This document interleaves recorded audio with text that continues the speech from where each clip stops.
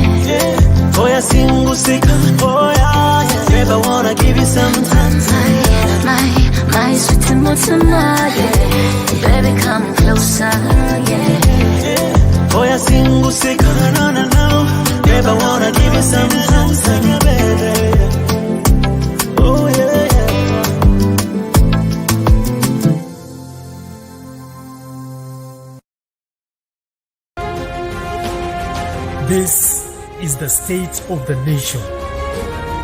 Evaamu. We are deliberate, we are reasonable, we are uncensored. The state of the nation with Ssali.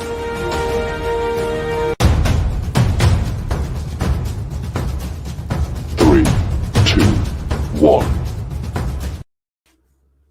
All right. Are you excited?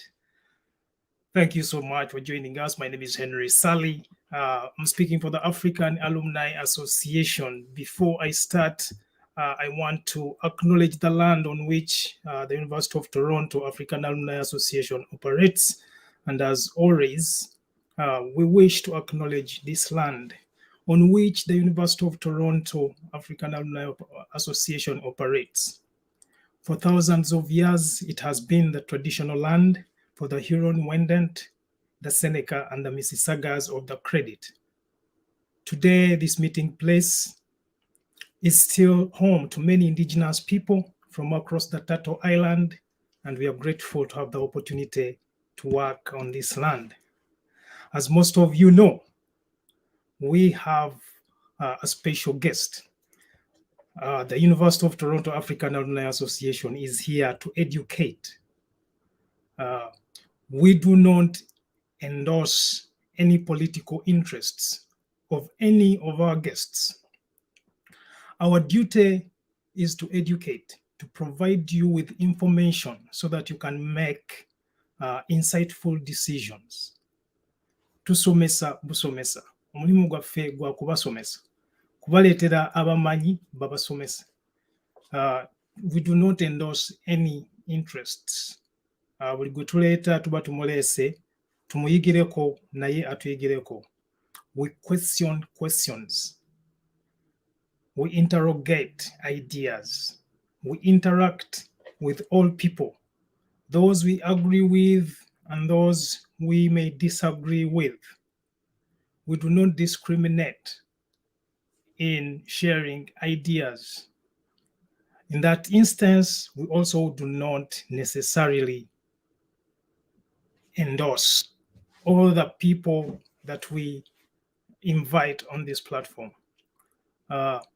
This conversation is being disseminated on several different platforms that are not necessarily the African alumni platforms, including the Fundemomo Foundation and the Newton Mitala House of Wealth, which is mainly a business entity.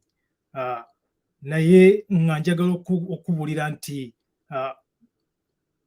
as investors, I think it is very important to understand the arena within which you operate. It's very important to understand the business aspects, the social aspects, the political aspects, and of course the economic aspects within the arenas where you operate. Tuyiga nga naffe bwe tuyigiriza, tuyigiriza nga naffe bwe tuyiga. Tuli bayizi ate naffe tuyigira ku balala. The University of Toronto African Alumni Association operates as a conduit for knowledge sharing.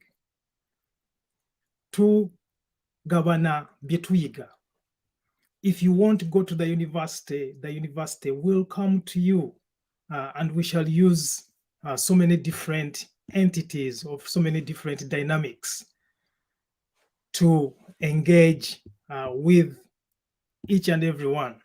So we appreciate you who is here today trying to listen to us. There are many questions that have arisen ever since I indicated to you that the doctor would be joining us. Most of you will agree with me. Whether you agree with his political interests or not, you will agree with me that Dr. Kizza Besigye is one of the foremost influential political figures on Uganda's political landscape.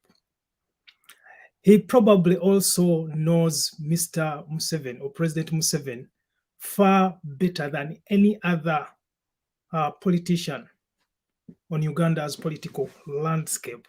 He has been his personal doctor. He has been his National Political Commissar. He has been his minister. Of course, he is also his subordinate within the army, even though he retired. And he has been his biggest nemesis, political nemesis. And of course, there are other people who have come up. They have who waliwo abalala abazze agezaako okuzoganya naye nga omusajja akyasinza okuzoganya musajja munne ye Dr. Kizza Besigye. You will be listening to him shortly. I'm still trying to give you the background. Bibuuzo ki by'olina regarding the latest innovation, the red card front. Of course, there are so many other campaigns that have happened over the years, including the Walk to Work campaign, Omusajja Ageenda, Quarter Pin Evaamu na Nyondo, which happened to give him the Nyondo name. Abasinga obungi mulimanyi erya Nyondo. So there are so many different campaigns. Tumuwakanye, there are so many campaigns that he has come up with. Of course, the People's Government is part of his conceptions of dissent. He has been a dissenter, a challenger of power, a challenge of status quo. Even though many of you, or a few of you, because I do not have exact numbers, I'm going to say that even though there are some sections of people who think, who actually believe that he is part of the establishment, who is just trying to divert you from supposedly a natural mission that you should be engaging with. So, are you excited? Are you ready? I hope you are, because I am as almost ready as I can be. But first, I'm going to introduce my co-host so that he can also give you a little bit of what excites him and why he's here, and why he particularly thinks this is an important conversation for us to have. Most of you already know him. He is a counsel and he works in the UK. His name is Mitala muzukulu wa Muswangali. Julius Mitala muzukulu wa Muswangali is his screen name. I'm going to invite him to give you his intro as well, and why he was so excited to be a co-host on this conversation. So please welcome Mitala muzukulu wa Muswangali. Yes, Henry, thank you very much. Thank you very much, all of you who are following us, on the different platforms, as Henry has announced. It is indeed a pleasure, we haven't been here for a while for various reasons. Henry has been extremely busy. People who are within the Canadian network, that Henry never rests. Actually, a few times in some of our conversations, I've asked him that, Henry, actually, when do you get time, to sleep? Because I'm always seeing you, all over the place, be it a weekend or a Sunday or whenever. I just don't understand where you get this energy from, Henry. But hand on chest, I recognize all your efforts across the different, areas where you operate to try to bring people together, to educate people, to keep them engaged, and possibly provide a sense of purpose and direction, for a number of people. I am truly excited to be back here. It's been a while, and when Henry contacted me at the beginning of the week and said to me we are going to be having an interaction with Dr. Kizza Besigye, it was just unresistible. I just couldn't resist that. I mean, for a number of reasons. Much respect to Dr. Besigye as a key national figure in our politics in Uganda. So he brings on the table quite a number of interesting things, and it's very nice to have somebody who is knowledgeable, somebody who has been at the forefront of the struggle for the liberation of Uganda, way back from the 1980s to where we are. So it is amazing to have a man like him to be with us today, to be able to explore, all the different issues that we want to explore. So I am absolutely excited. There will be a number of questions, deep questions, as Henry did say, on this platform. Our job is try to generate that interest, and also, to reach out to your deeper insides, so that we can be able to get, some very deep conversations on some of our deepest issues that are, happening, around us. I think that's all I could say by way of introduction. Henry's just referred to me, Julius Mitala, or Mitala Muzukulu wa Mswangali, which is in recognition of my grandfather, the man who raised me. I always have to pay respects to him, for that matter. But I'm excited to be here, and I hope that every one of you is ready, to have this interesting and beautiful conversation. This is the state of the nation. Evaamu. We are deliberate, we are reasonable, we are uncensored. The state of the nation with Henry Ssali.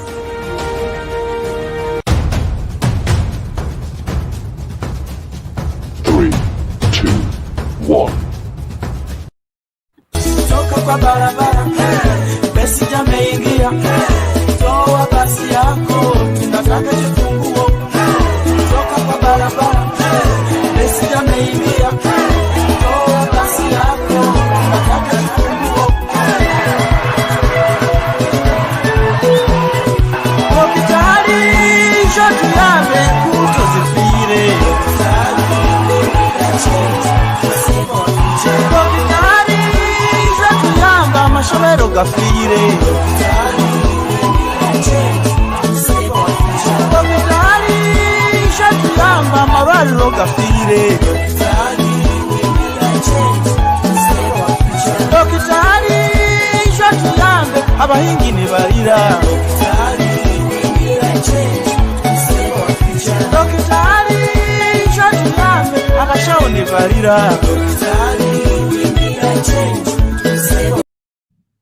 All right.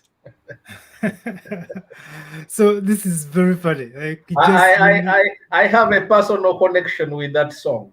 Do you? I wouldn't want to say it, but I have got a personal connection with that song. You have a personal connection. All right. I have a personal connection with that song, and it is a revealing song, and I think you could see Dr. Besigye was urging people on. It's the charisma behind it. Is incredible. Right. I think it's incredible, as you have rightly said. Dr. Besigye just dropped off the screen. I don't know what's wrong with his network, but hopefully it's coming back. So first of all, go natugoberera webale kubeera nti otugoberera Dr. Wali yakajemirundi ebiri nga dropping off ajana dropping off, so I don't know what's going on, but we shall continue waiting for him. I think he's as excited as you guys are. He's waiting to engage with each and every one of you. I have a couple of other videos that I can play. Nenjagala zizanyanga Wali aziraba sobola zinnyonnyola abantu banze ezimu zisobola zinnyonnyola abantu. Absolutely. Yeah, so don't know what's wrong with this network. It just dropped off.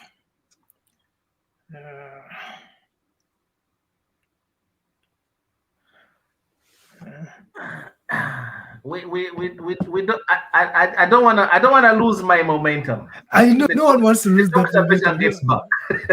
You have no idea how much I want this to start myself, but it's trying to get a stable connection. Of course, there are so many questions that have been coming in.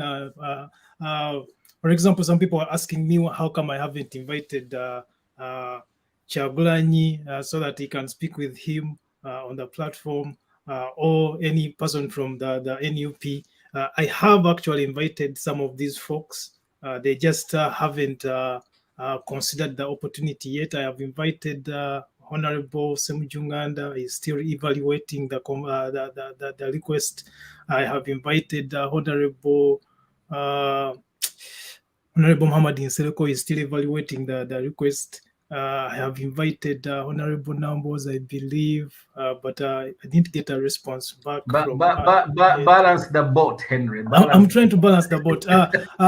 I've invited people from the NRM. They haven't yet come. No one has actually showed any interest yet. But the truth of the matter is that we do invite each and everyone who wants to engage, someone who wants to inform others. I think it's very important that we get experts in their own fields to come and teach, educate, interact with the people.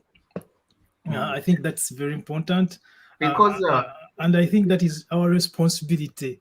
Because as you did mention here, Henry, for us we are the medium. Exactly, we are just the medium. We are the messenger. We are the messenger. Exactly. We are not the idea. We are just the medium through which the idea is communicated. Right. And I think it's very important. And I think these are some of the conversations we've been having between you and me in the backyard before we came live. That it is very healthy, to have this kind of conversations. And more particularly with the people that you don't agree with. Yeah, of course. And I think that's why critically important, because when you listen to the people that you don't agree with, it gives you the chance. So finally, the doctor is here. I'll stop here because the doctor is here. Finally, the doctor is here. All right. We did introduce you while you are dropping back and forth. We are excited to have you on the State of the Nation. State of the Nation is, of course, a dialogue that joins people from all over the world, but mostly Ugandans, to interrogate some of the issues that happen on Uganda's political landscape. There are so many things that have happened. I did introduce you earlier, and you dropped off, and then you came back, and then so the people already know what I have said about you. I'm comfortable repeating what I said, but I did say that you probably know President Museveni more than any political player on Uganda's political landscape, mainly because you were once his personal doctor, you were once his National Political Commissar, you were his minister, you are also his subordinate in the army. But most importantly, you have been his most fierce political nemesis. And everyone who is coming up is just your student. So Dr. Kizza Besigye, you are welcome to the State of the Nation. Tell us about yourself before we begin. And then I'll ask Mr. Mitala to introduce himself to you. Of course, my name is Henry Ssali. I'm a PhD student at the University of Toronto. And I offer this space to each and every person who has information. We do not necessarily promote one political interest over the other. We offer a space for conversation because we think when we interact with people of different mindsets, we grow.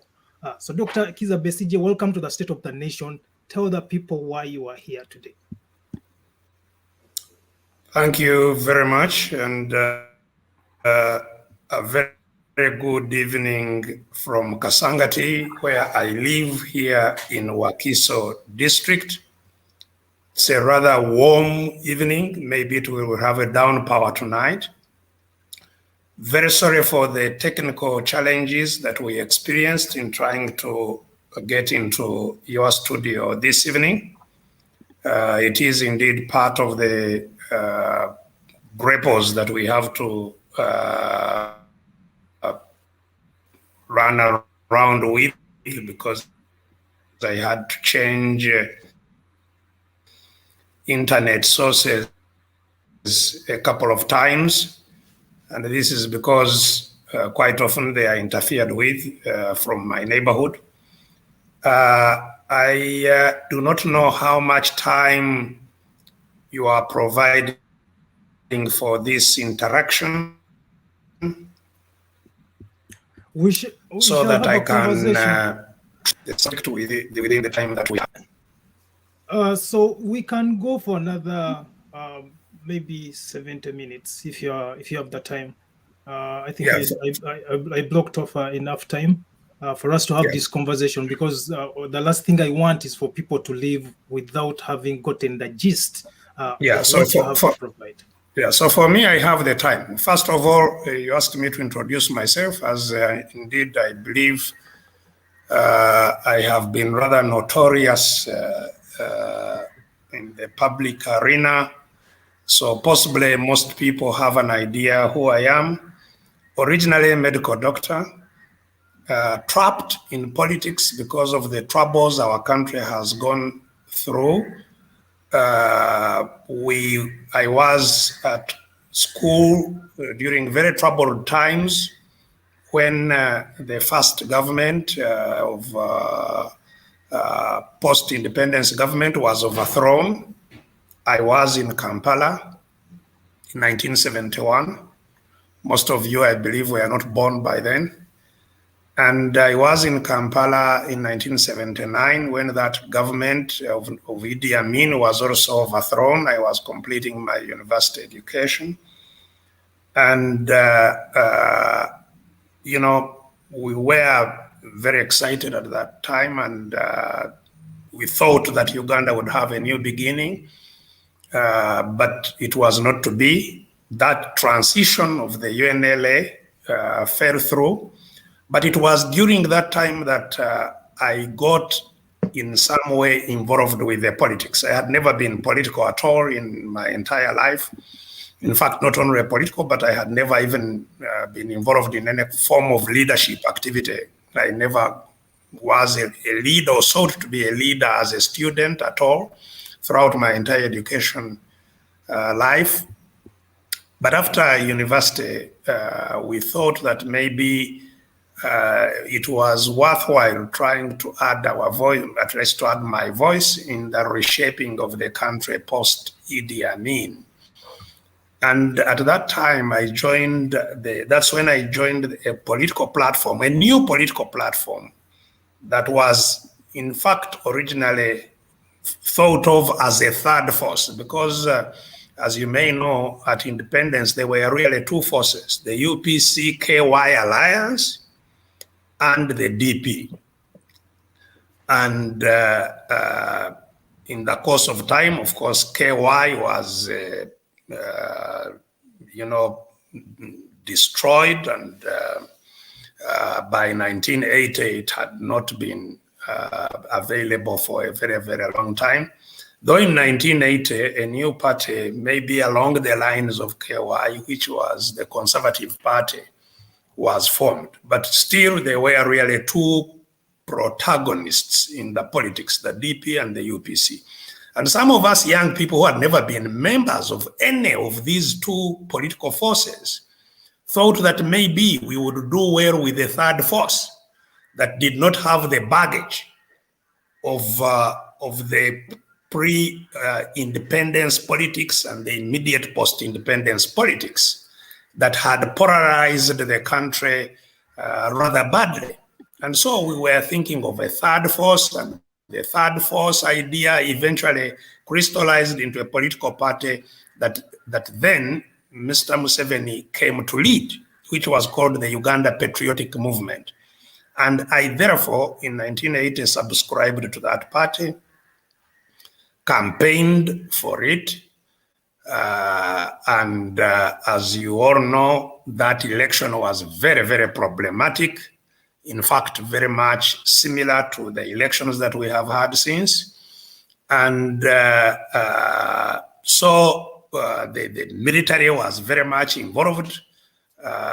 And it was during the campaigns, in fact, that Mr. Museveni said, if you continue using the force of guns to cause a political upset, we shall fight. Some of us did not understand the implication of that, but after the 1980 election was rigged, and it was definite, it was in fact not a rigging, it was overthrown. The election was overthrown because the day after the election, Paulo Muanga, who was then the leader of the military commission that was running the country, went on radio and announced that he had sacked the Electoral Commission, and that all the powers of the Electoral Commission would be exercised by himself, and that he would be the only person to announce the outcome of the elections. And he went ahead and announced whatever outcome he wanted. And so we were extremely disappointed, but I went back to my ordinary life, except that it was disrupted shortly thereafter when now Museveni and some of his people went to the bush, which I had no knowledge about. Some of us who had supported him became victims, and I was one of those who was arrested in 1981 early, tortured very badly, got out of jail by sheer luck. Many people I was with in jail have never been seen again. And that's how I fled into Kenya. But a very annoyed person, determined that I must do something. I was going to die without having done anything wrong at all.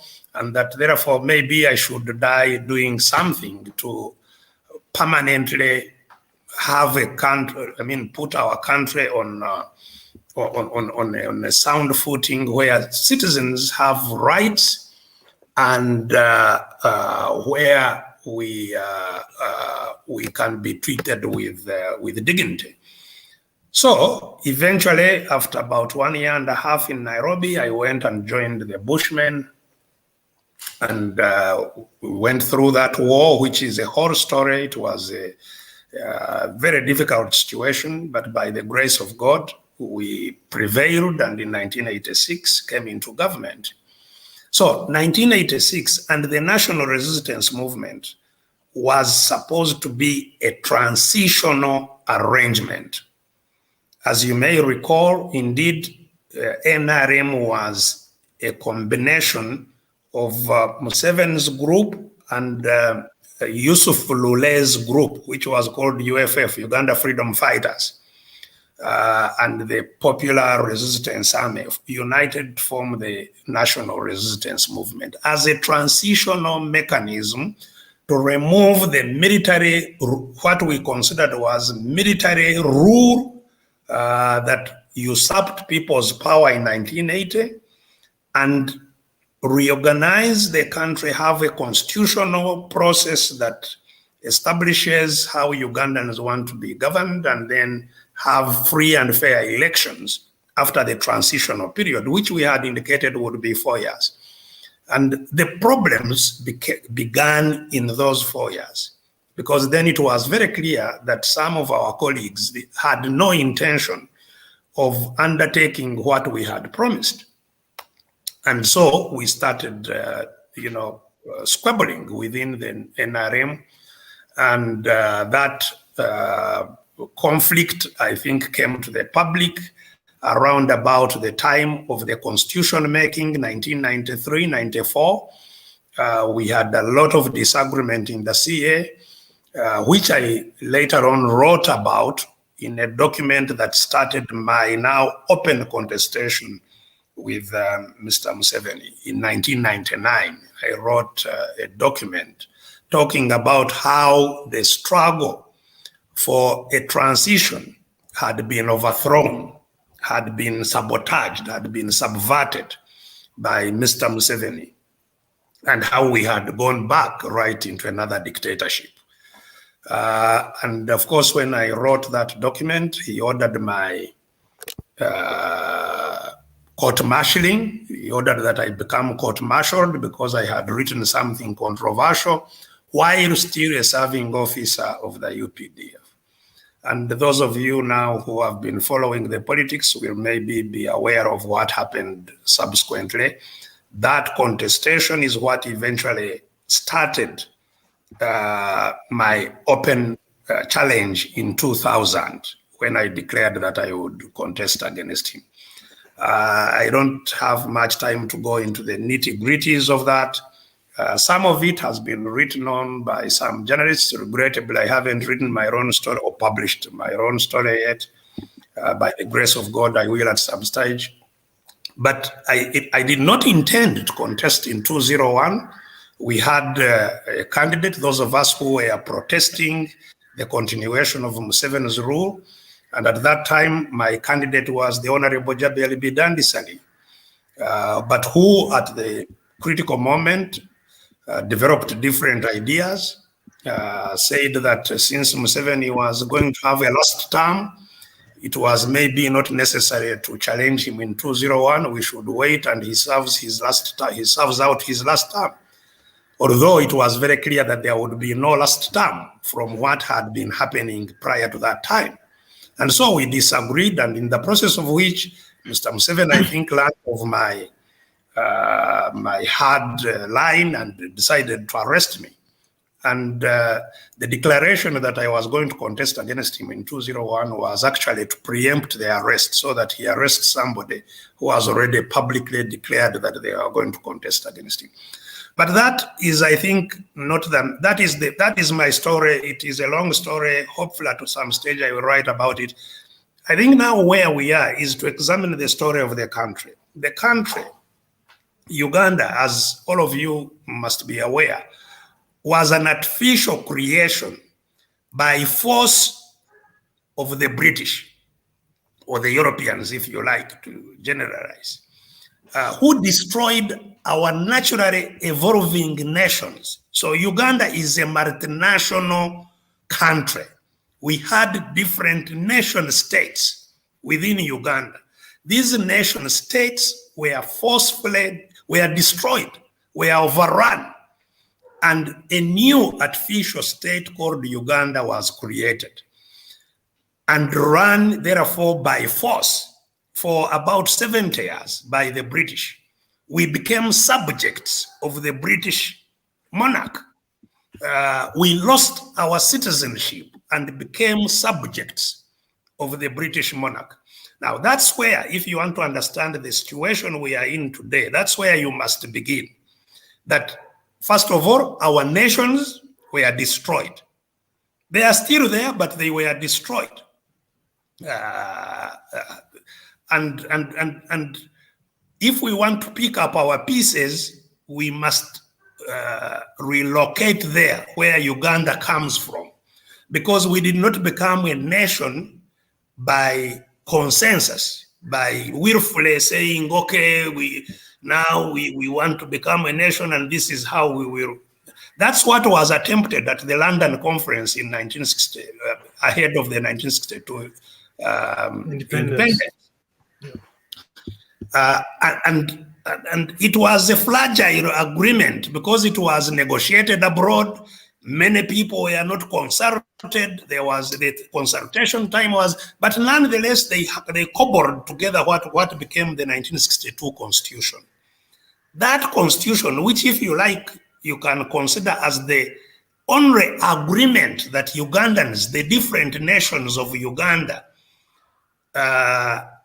made to willfully become citizens of Uganda, not citizens of their previous nations.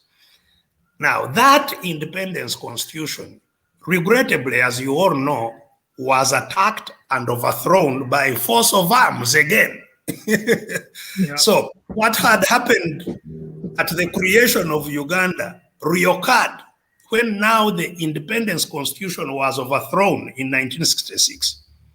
And since 1966, therefore, there has not been any legitimate or legitimacy for running Uganda as a state, because right. the only whatever level of legitimacy it enjoyed from the independence negotiations was overthrown forcefully, and there has never been any legitimate transition to have Ugandans agree. The next, what you may call some attempt, was the attempt in 1993-94 at when we had the Constitutional Commission gather views from across the country, a constituent assembly elected, and some constitution-making process undertaken. It is that process that was subverted, that was also overthrown, in fact. That is what I wrote extensively about in 1999, how that process was subverted, was overthrown. Nonetheless, the 1995 Constitution contained some elements that could, to some extent, salvage it. It is those elements that have since been destroyed. The term limits, which could have ended the presidency of the person who took power without election, Mr. Museveni, because Mr. Museveni took power by force of arms in 1986. Now, the term limits could have at least ended that and provided the country with the first opportunity since independence to have somebody who is not incumbent, who has not come through force of arms, become elected. That was overthrown. That was, again, that constitution, the pillars of that constitution, the term limits, the age limits were overthrown. And so what we have now is another military establishment that took over Uganda, sabotaged the constitution-making process, sabotaged the intended transition, now governing literally as a presidential monarch. And as everybody now knows, the idea of Museveni being succeeded by his son is no longer in question. Now, so let's go back, let's fast forward to the front, because I think that was the subject most of your audience, hopefully, we are waiting to hear about. Yeah, so indeed, that's the subject that we're waiting to hear. But I think the background you have given is very good, because it's the context within which we are having all preceding conversations and where the questioning is going to come from. So I want to give my co-host an opportunity to speak to you and first introduce himself, but also speak to what he is expecting in this conversation as you continue to tell your story, but also to inform the nation what's going on and what the red card front really means, its objectives, its vision, its mission. Does it have a goal? How do we get where you think we should be? Mr. Mitala. You're muted, eh? Mr. Mitala, you muted? You're muted. I always tend to make that mistake. Greetings to you, Dr. Besigye. It's a pleasure to have you here amongst us, having this very interesting conversation. My name is Julius Mitala.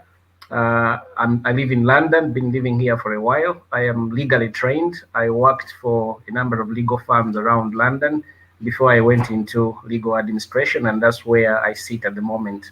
I'm quite very interested in all the issues that are taking place back home, just like all other Ugandans, who are living abroad, and even Ugandans at home who are interested in seeing, keeping a close eye on developments at home and seeing how we can possibly be able to have a contribution that changes the direction in which, our country has been going for quite a while.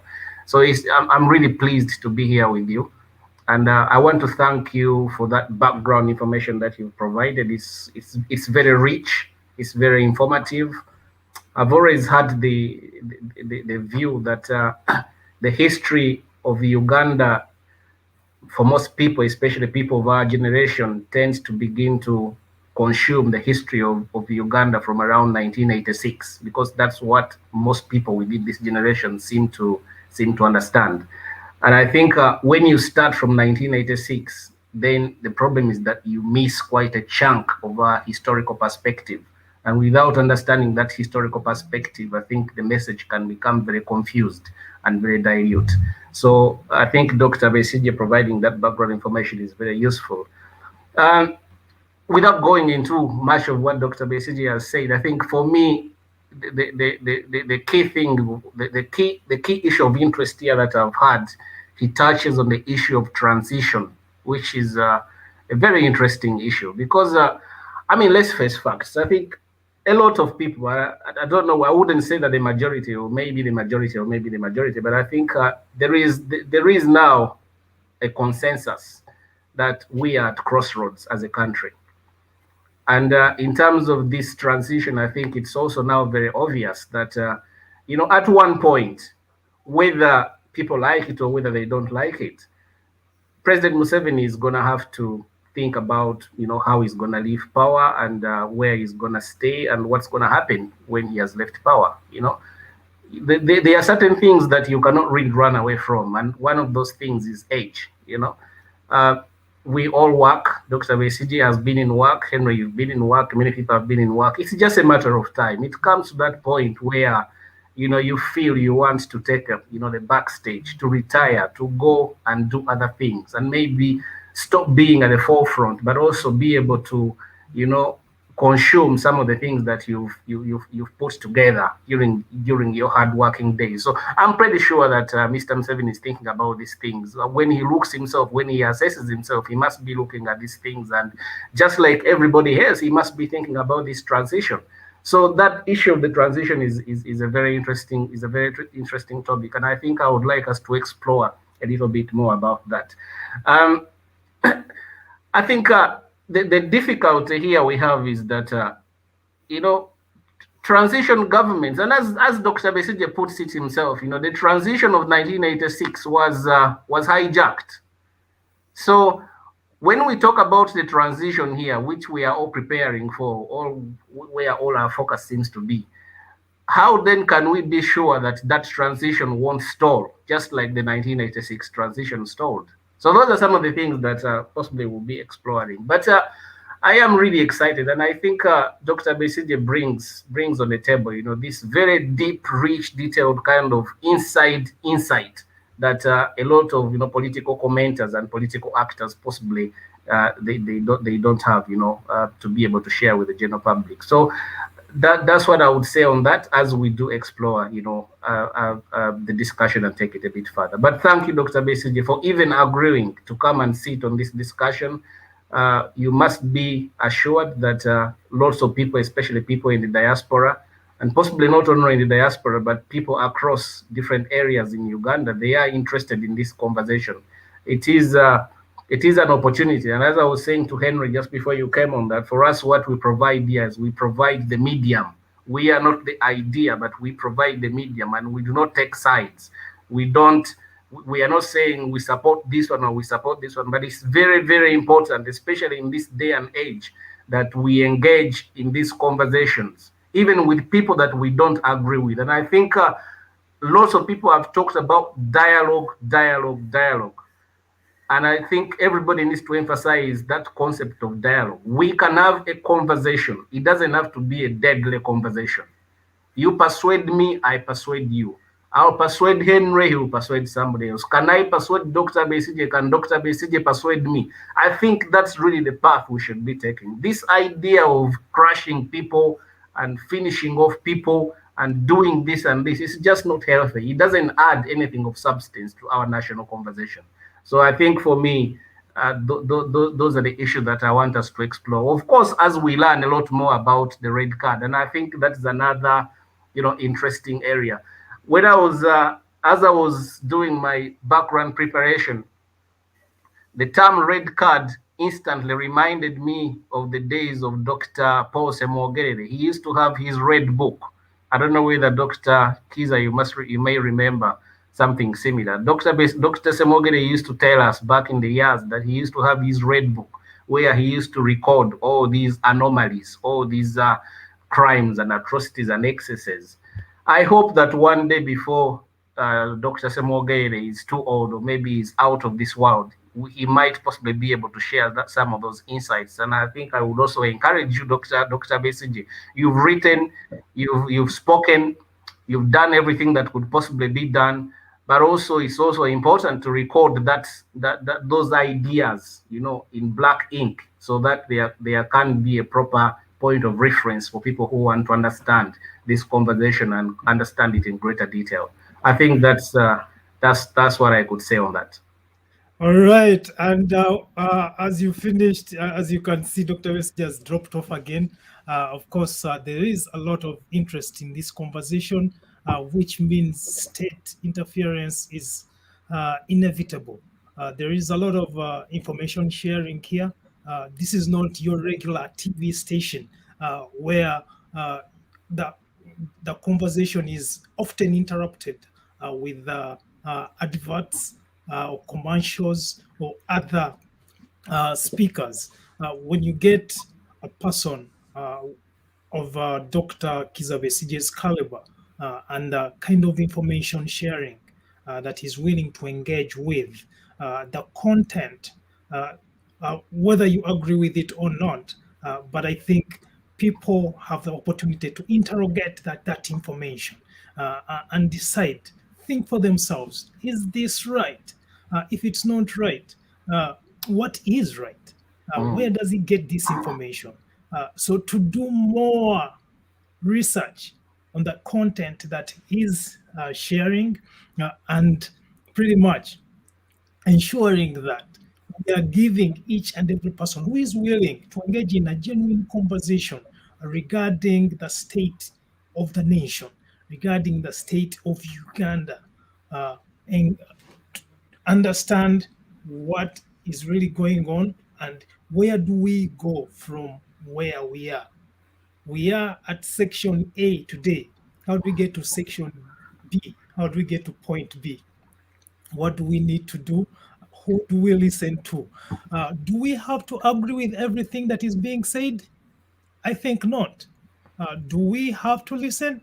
I think it's in our best interest to listen to as much information as possible, to interrogate as much information as is given, and to build that wealth of knowledge within ourselves so that we can have the opportunity to make decisions. Because, as you know, indecision is a decision itself. And the more we try to censor, the more we try to stop people from getting the information, we are also becoming culpable to the very system that we are trying to normalize or to make better. And I think that's very important. Dr. Besigye is trying to come back. So he has managed to come back. Dr. Besigye, as you left, we were just encouraging people to engage with the information you are sharing and make informed decisions. But before you come on, I'm going to play a video that I think can help you delve into the red card, specifically as the country is grappling with the insecurities that are going on.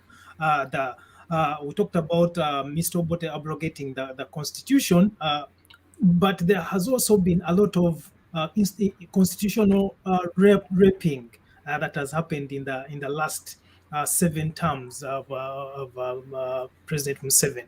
So let us discuss, let us delve into that after this video. Charigonza's book, he said his group, the Black Bomber, was being called Akabomu Catalyst. In his book, written, his job, he says in his book, was to make sure people go to sleep at 3.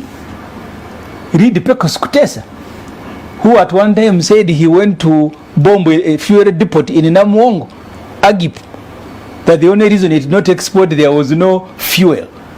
So the throwing of bombs, bomb throwers keep accusing each other, but it's the method you used yourself, robbing banks, invading government institutions, making people go to sleep. So for you, you are able to win the war. Now you want to define how you should be fought. Whether ideological, that's why I said you must not create conditions. There are bad people who are going to take advantage. Like these bad people took advantage of the 1980 election, and for the next 5 years, Uganda was ungoverned. That's what you deal with as a country. You don't deal with the rebel groups that keep sprouting. Those ones, you'll finish one, another one will come. You'll finish Konye, there will be Rakwena, there will be Moses Ssali, there will be this, there will be, including their own colleagues with whom they were in Ruwero. You overcome that by, you go in an election, you get beaten. A presidential candidate is beaten. Pecos Kutesa says, the late, very good man, he says in his book, part of the reason he went to the world to fight was that his friend, his mentor, Yoweri Museveni, was arrested and made to sit at a Broka in Kireka. Where are the MPs? Segirinya is dying in Murago, Aran is in Chigo. The respect that you people wanted, other people wanted. You have a duty, especially you who were in Ruero. I can't ask you to restore because you wrote a constitution and you've been tearing it apart. Constitutionally. Constitutionally, is there anything like tearing a constitution apart constitutionally? Is it cast in stone? Why did you make it? It was amended. Why did you make it? They are amended. Every other Constitutions person will do it. All the indiscipline, the bad manners of Obote they have done. No. The only reason He didn't and I'm amend, answering he the point you abrogated. made, that this country may explode one. He The abrogated. only time it hasn't happened is that they are ruling us on gunpoint. Even when he speaks, we are in control. It's not that they have spoken to everybody and the people are happy that they have guns. So next time you write, we will be there to shoot at you, arrest you, and torment you. This country needs to dialogue out of this crisis. We have the same condition, or even worse. An election is like a war. On my nomination day, I was kidnapped by police and driven to the nomination center as a criminal. Why? They said they took you to get nominated. Yeah, they kidnapped me. And took you where? I had to look for documents. They took you where? And subsequently, all the elections, all the campaigns, you faced tear gas, you faced Chiboko, you have your agents arrested, public address system confiscated. The best And then gun he says, point. All right. Dr. Kizza is back. I'm not sure he has listened to the conversation that we had offered in that clip right there. But as you can see, he is struggling to stay online. He is struggling to disseminate information.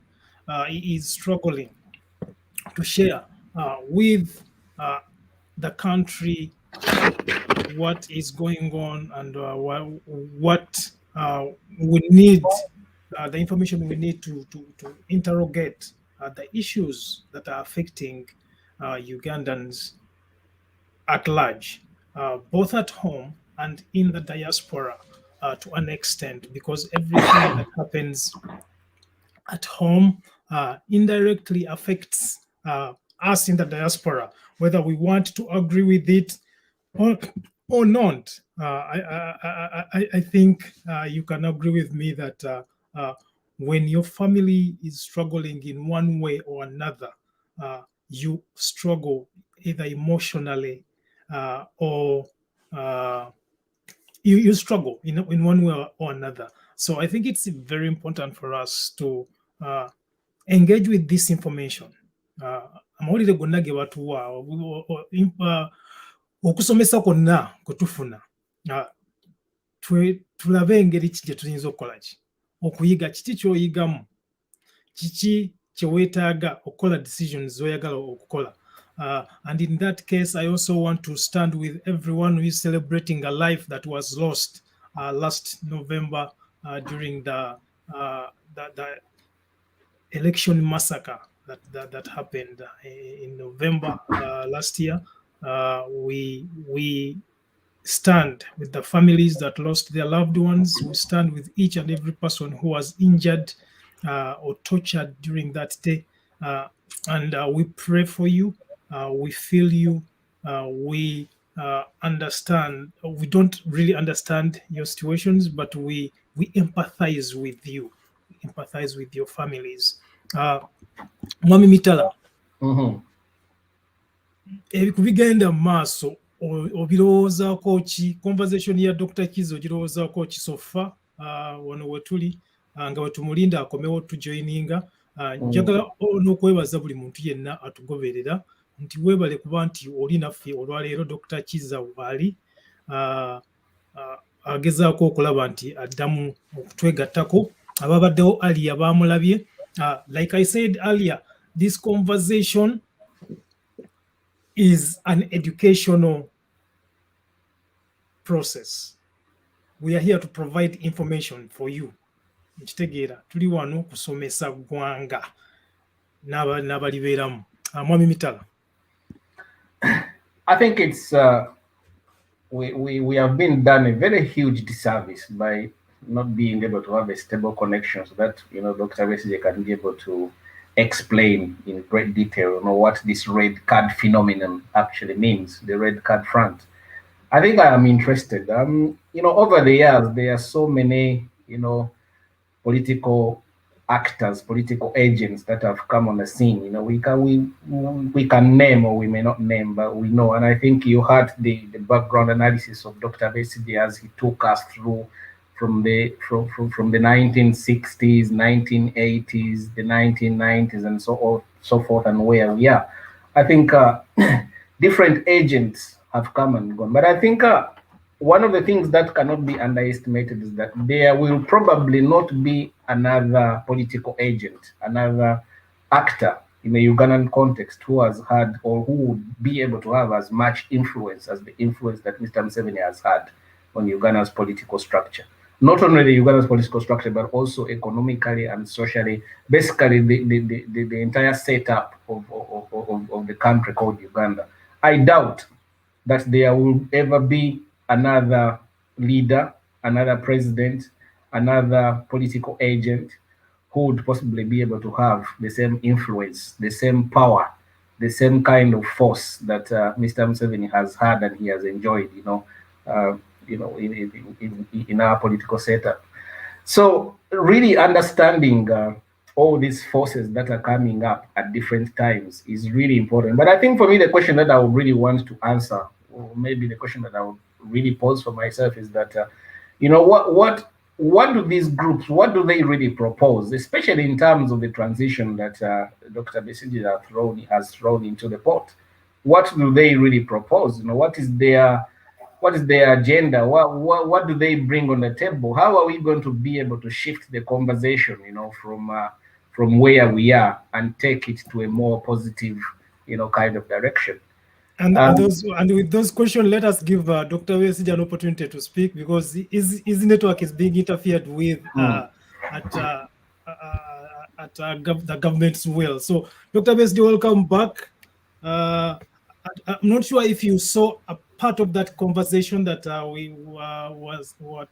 that I shared in that clip. Honorable Ibrahim Semuchunganda was talking about the issues that are going on right now and saying that we need to be skeptical of what the government is telling us regarding who is bombing, who's doing the bombings, because according to Pecos Kutesa's book, some of these events happened between 1981 and 1985, and a lot of these things were done by some of the folks who are in government right now.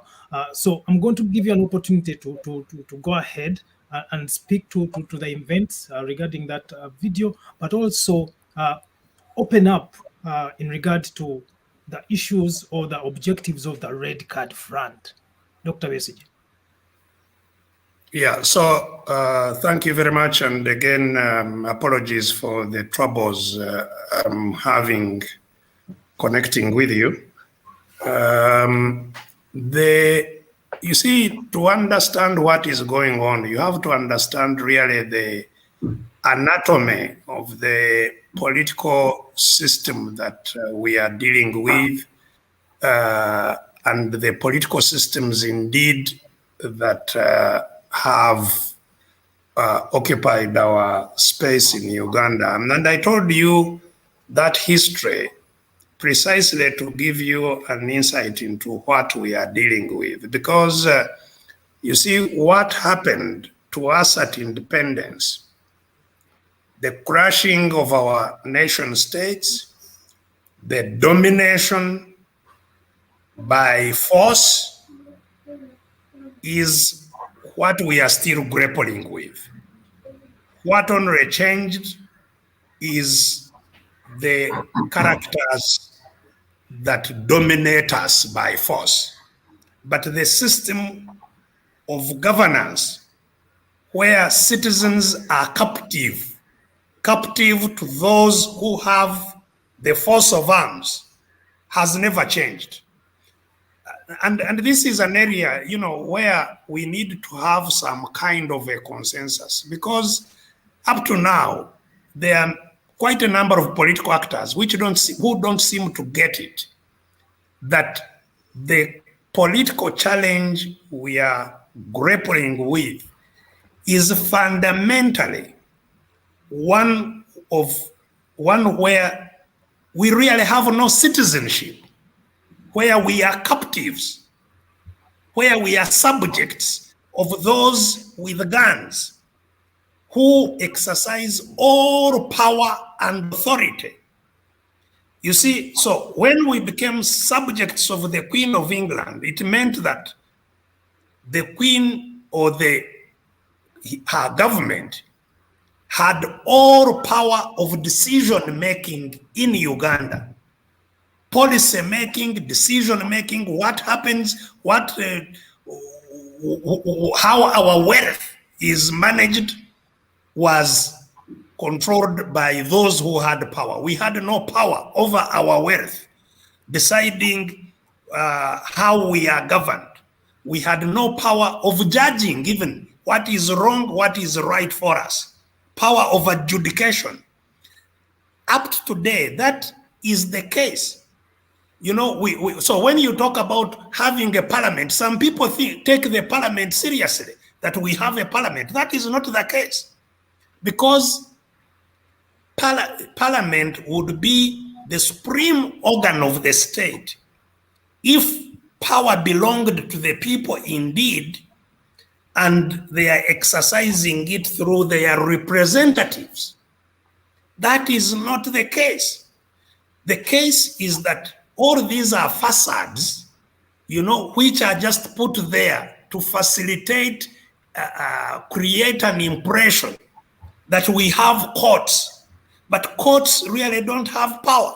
And that's why courts have been attacked by the military to change the decisions of courts. That's why Parliament has been attacked by the military to determine what Parliament must say. And indeed, Mr. Museveni has been saying time and again that if Parliament became a problem, it could be removed, it could be abolished. I mean, governed without Parliament for 9 years. So we have to understand that critical, structure of the power in Uganda to make meaning of what is happening today and what has been happening all this time. So the crisis we have, and when we talk about transition, really, I'm not talking about transition from Museveni to the next leader, just because, as you have indeed said, Museveni may not wake up tomorrow, but that does not mean that gun rule will automatically go away. It won't. Some of you may have seen when Mugabe in Zimbabwe, left the stage. There was some kind of euphoria of people who did indeed not appreciate that was not a transition. It was a transition maybe from one person to another person, but in terms of the systems of governance, it was not a transition. When Mr. Museveni said in 1986 that what was happening at that time was a fundamental change, that fundamental change is what should have been interrogated, because what fundamental change was happening? When gunmen were being removed by gunmen. So what, and this is why, when we discuss how change will come, we must understand these concepts. Because even now, there are many people who say, by the way, Museveni will not go unless we hold the guns. So let's get guns and bomb Museveni out. But if we bomb Museveni out, what will cause the bombs that have bombed Museveni out to account to them? How will the new gunmen account to the people? How will people cause them to account to them? And so the struggle at hand whether during colonial time, whether post-colonial time, is to subordinate those with guns, to make them servants of those without guns. Now, for that to happen, it's a struggle. It's a struggle of subordination. It means those without guns must prove to those with guns that they have greater capacity, greater power. They must subdue them. Those without guns must subdue those with guns in order to gain the power that those with guns have. And that is the struggle that we talk about. But now to focus on the crisis, which includes the crisis of security, you see, once people have no power, once all power is exercised by a few people, it means, as I have said, that those few people control the resources that would otherwise belong to the rest of the people. And they use those resources as they want. They control decision making, they control adjudication. And what has happened in all these years, especially post-independence years, and most of the post-independence years have been under the NRM regime, NRM junta. So what has been happening is that the few people who control power control our wealth and use it for them, for their own interest, to the exclusion of the greatest majority of the population. So we have a situation where the greatest majority of the people have had their situation worsen progressively, as very few people have their situation improve meteorically, you know. So when people talk about Uganda becoming richer, it is really controlled, that rich, whatever wealth is being talked about is controlled by a handful of people. And so the crisis that was there at independence, which was crystallized into three main problems: poverty, ignorance, and disease. These were the three main problems at independence: ignorance, disease, and poverty. These have intensified. Poverty has intensified actually in the majority of the people. Disease has intensified, and ignorance has intensified in the majority of the people. And on top of those, other problems which were not there at independence have now become huge problems. At independence, everybody had food. There was no hunger. Today, many people have challenges of having food. And at independence, you know, you have to credit the colonialists. They ensured that there was food security. Every home had a granary controlled by the government, and a granary which you were free to use as you like in your home. But the colonial government also had granaries at the sub-county and also national food reserves. Today, there is no reserve of food anywhere, whether at the national, whether at the local government, whether at the home. So we have now a crisis of people who are, you know, have a food crisis. There was no crisis at independence of unemployment. Today, unemployment is a huge, huge crisis. At independence, we did not even have environmental crisis that we have today, you know, where we have all these floods and you know, the droughts then come and cause people to have periods of no food, and you know, the environmental degradation is the one now intensifying the poverty, because the land is no longer productive and people are being removed. At independence, we do not have land grabbing as a crisis. Today, there is a crisis of landless people that have been thrown off their land. You know, lots and lots of people who live in camps, ordinary people who live in camps, like refugees that have been thrown off their land. So there are many things that have happened since independence that were not there at independence. So the crisis of people, human crisis, is extremely, and so if you find people, and I was saying just today, talking about this bombing, people who are walking around many parts of Uganda actually would rather live in a prison where they get some food, where they have some shelter, where they get some free clothes they put on. You find that somebody, and Ugandan prisons, I can tell you, are terrible. But I have been in prisons talking to our prisoners who are comfortable in prison and who tell you when they get out, they cause some trouble and come back to prison because the prison is a better place. If you have such a situation where you have all these young people, and Uganda is a country of, in fact, children, because half the population is below 15 years. So you have all these young people who are hopeless, who have, they don't know what will happen tomorrow. Somebody wakes up, he doesn't know what to do with the day. He doesn't know how to live. He doesn't know. The desperation in the country is incredible. We have had people, you may have read about young people who burned themselves.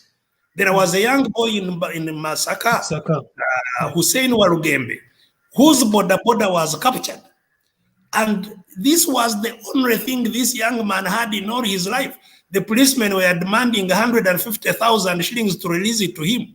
This man, the little money he had, went and bought a small jerrycan of fuel, powered it onto himself inside the police station, and set himself ablaze and died in the police station, burning himself. If somebody can burn himself in the police station, how can you tell that person, threaten him with anything? Because he has no future. He does not. He sees just doom. So some of those young people are walking bombs. So So what do you tell Dr. Besigye? What do you tell to someone who says that Dr. Besigye makes a lot of sense when he's telling us all this stuff, but he once was part of the system that is right now oppressing the people, and I want to put that in this context of this video. With the question of how much money we are generating in the form of revenue through taxation, which is also directly linked to how much production is going on now. So that's why I'm not worried myself. We have handled it correctly because we have started where it matters. We have started with production. You repair production, eventually you regain your capacity to generate enough revenue. So on this issue of personal hardships, which you have been experiencing as part of your public duties, I would like to inform you that we have already told the minister here to ensure that I think the vehicles are coming, are they not? Yes, we want every chairman of a district to have a vehicle as a chairman.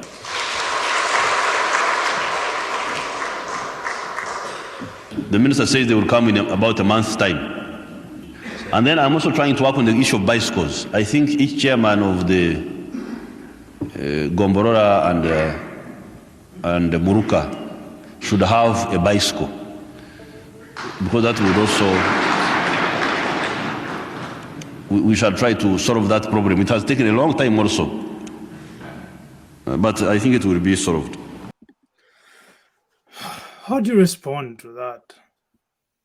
Well, frankly, I don't know whether there is anything to respond to there.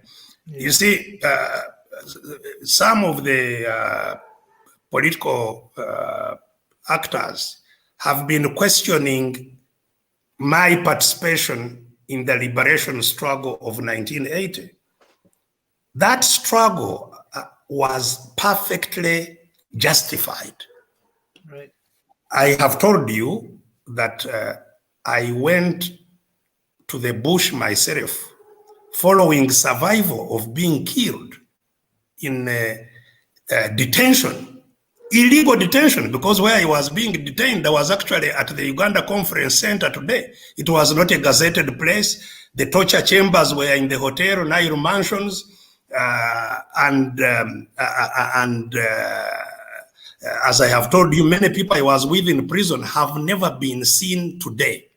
So the brutal governance that was there at that time, the capture of the state following what was supposed to be an election, meant precisely where we are today. It is not any different. In fact, I've been telling people that in the election of 1980, actually, to my knowledge, only one person was killed as a direct consequence of the politicking that was going on there.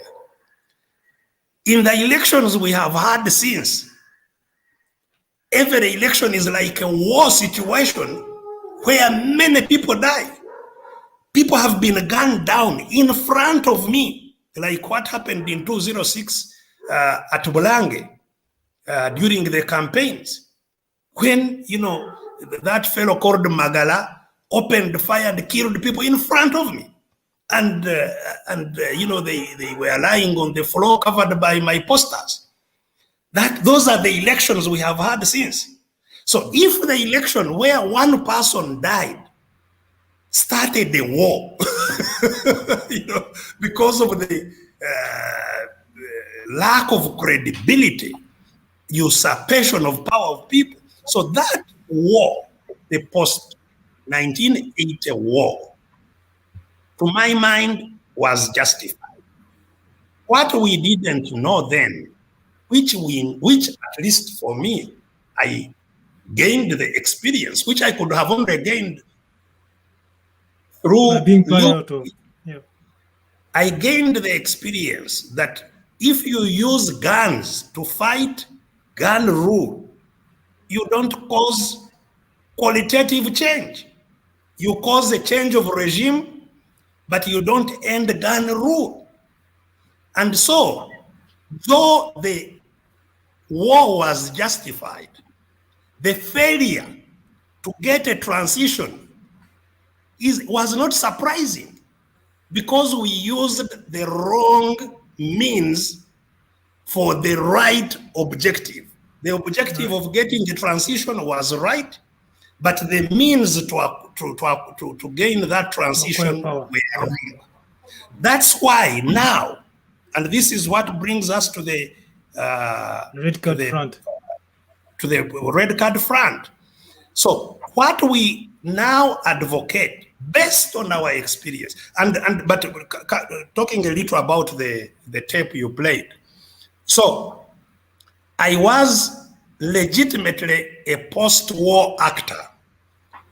I, in fact, was at a vantage point, because when that video you were playing, at that time, I was the National Political Commissar and the minister in the presidency.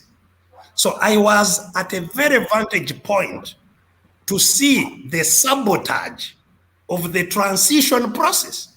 And that's where my struggles with Mr. Museveni began, because we disagreed. That disagreement, as I pointed out in the opening remarks, became public in 1994, 93, 94 during the constitution making process.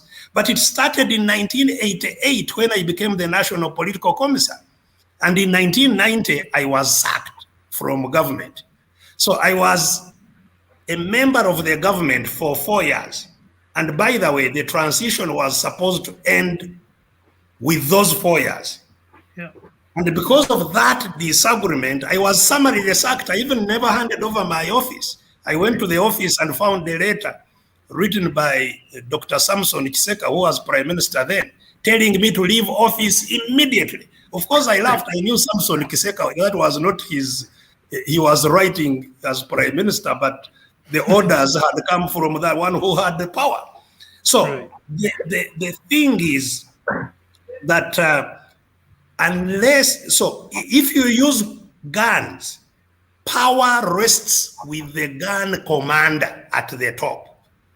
And that is what has been happening. So the struggle we have embarked on, in 2001 to 2011, I have pointed out that when I tried to participate in those elections of 2001 and 2006, first of all, there were very difficult situations. In 2001, parties were not allowed. There were no parties.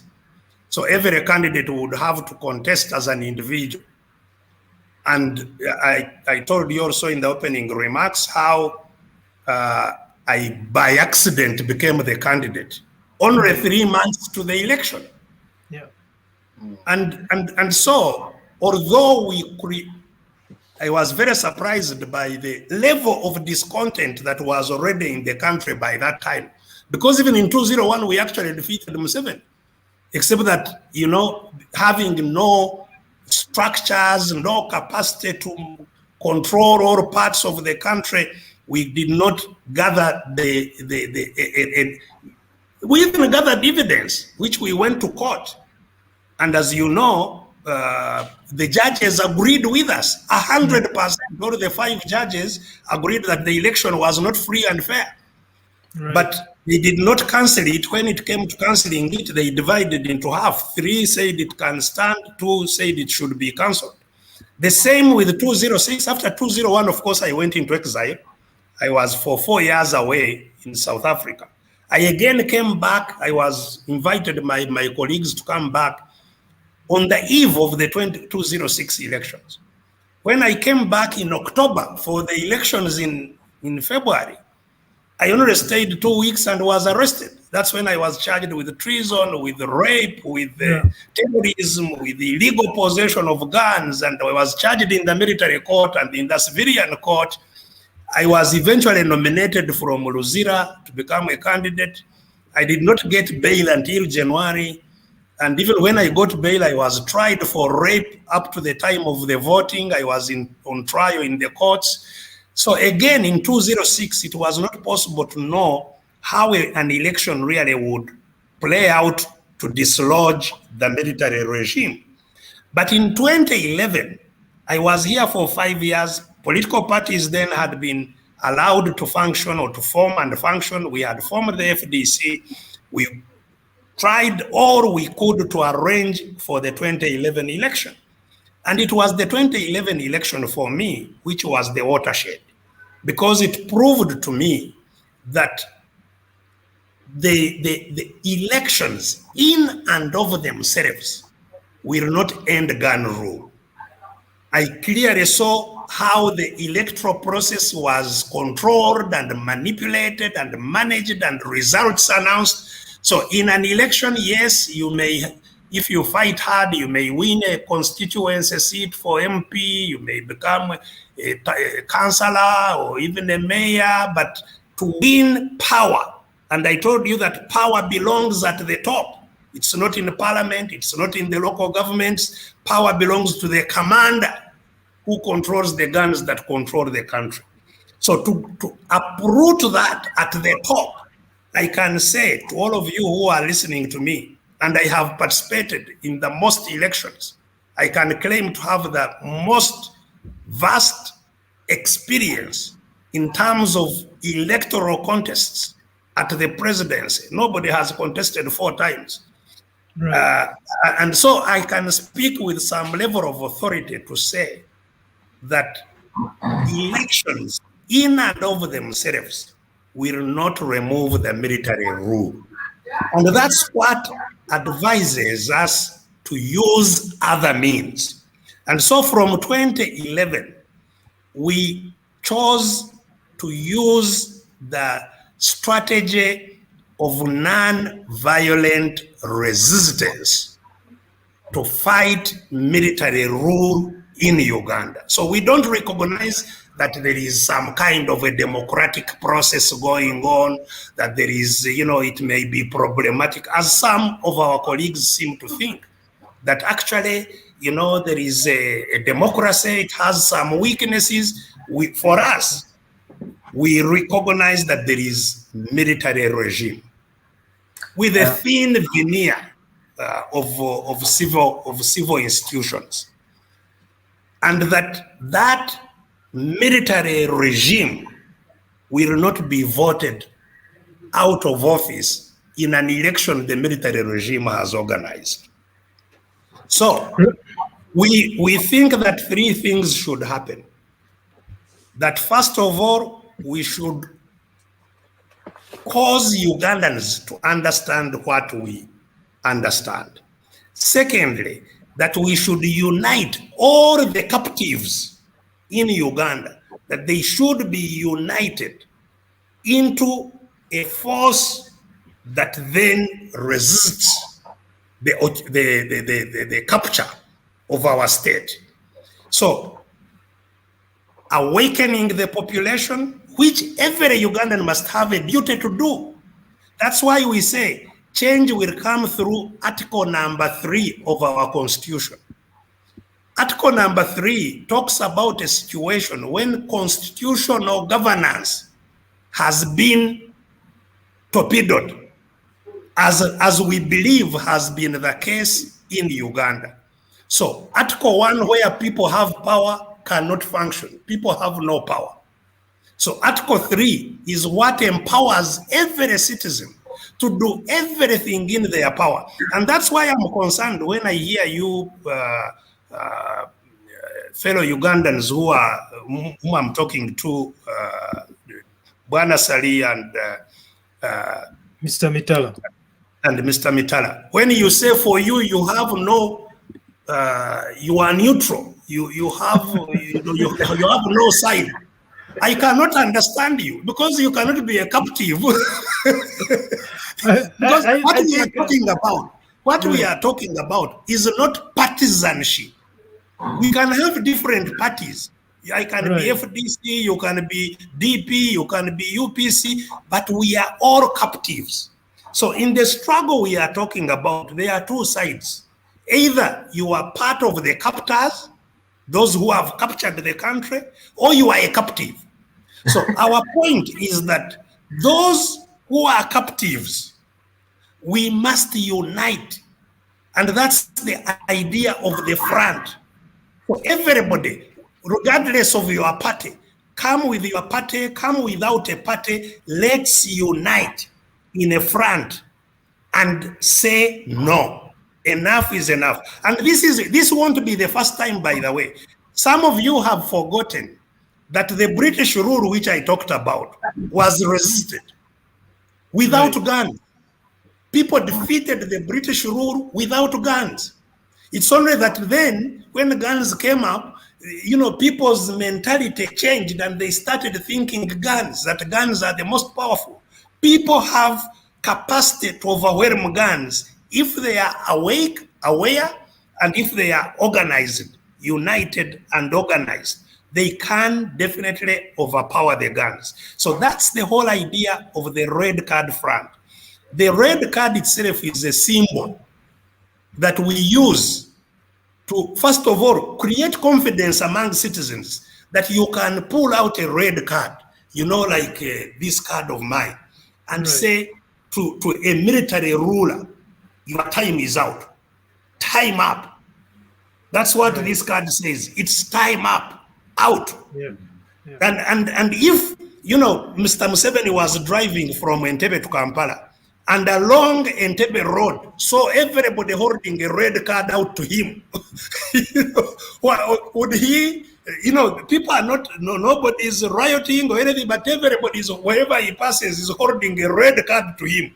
That would have the symbolism of saying, this is our country, and we are not going to allow you to continue dominating us the way we were.